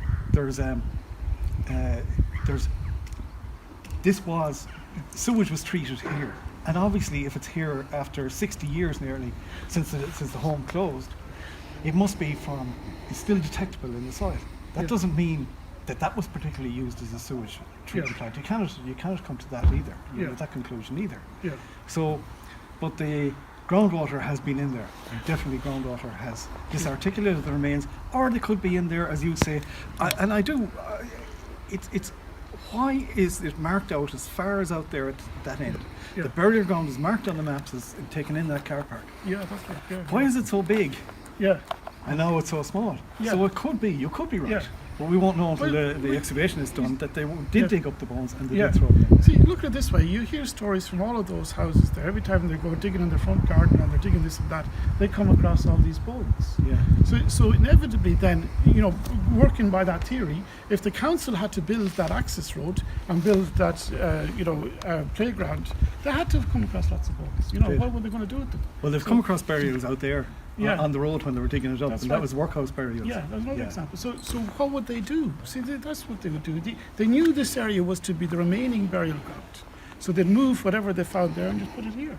And probably that structure on there is not the only one. Because you probably heard, maybe the general public watching this might have heard about a story of people falling into kind of a box of bones in the 1970s. But curiously, that's not that structure. We know that because one of the guys who fell in pointed out where he did fall in, and it's approximately there. That's the structure, long structure there, and the crypt is over there, and that's where about level with that gate, about there. And so it looks like there are probably more kind of boxes, if you want to put it like that, where I believe that they reburied them, not just that one. That's my guess. Yeah. So anybody's any questions or anything? I have a question for Eugene. Just when you were speaking about earlier, the comparison from the times between now and back then, and that now that they have so much more money, do you think that money is being spent on more barbarical things on healthcare for children today than they were back then? As in like abortion and things like that, to the way they're treating children? That's really the question. I don't know is the question. What I don't know. Sorry. Yeah. Well, just that I don't know the answer to your question. Yeah. It's just they're trying to say that they put babies into septic tanks, but just to what's going on today with babies is actually a lot worse than babies being put into septic tanks. Yeah. There's a large degree of incompetence in Tosla. Now it stems from the way it's founded, and this has been found in the Baby P case over in England, that a young child, a 2-year-old toddler, was murdered by his mother and boyfriend through neglect and abuse really, and he was under the care of social workers. That's happened here several times as well, so there's been big failures in social worker. Now the reason is, if you want to become a social worker, you have to go into college and study sociology. and then get a master's degree in sociology, in social, to be a social worker. Yeah. Now, sociology is the wrong discipline entirely. It's about studying society. You cannot protect families and people in crisis using the studies of Marx, Durkheim and Weber. I mean, that's what the whole thing is about. It should be psychology. That's the proper discipline for training social workers, not sociology. But sociology is useless. If you go in and get a sociology degree, it's practically useless. You can do nothing with it. So to give a bit of use to it, they train social workers. And that's where the incompetence lies. People who can write a great essay about what theorists said what are suddenly in charge of families, trying to deal with families in crisis. And that's where the failings are in the modern day. There might be other abuses going on, as you say, like giving young kids abortions and things like that. I'm not sure. I don't think they've presented any figures. It wouldn't be beyond the bounds of possibility, you know, and it could happen. Thanks, Eugene. Yeah. Any other questions? Any more questions? No? I think we've covered it pretty well. Yeah. Well done, guys. Well done. Thank you. Fair play, guys. Yeah, well done. Thanks for coming down, you know.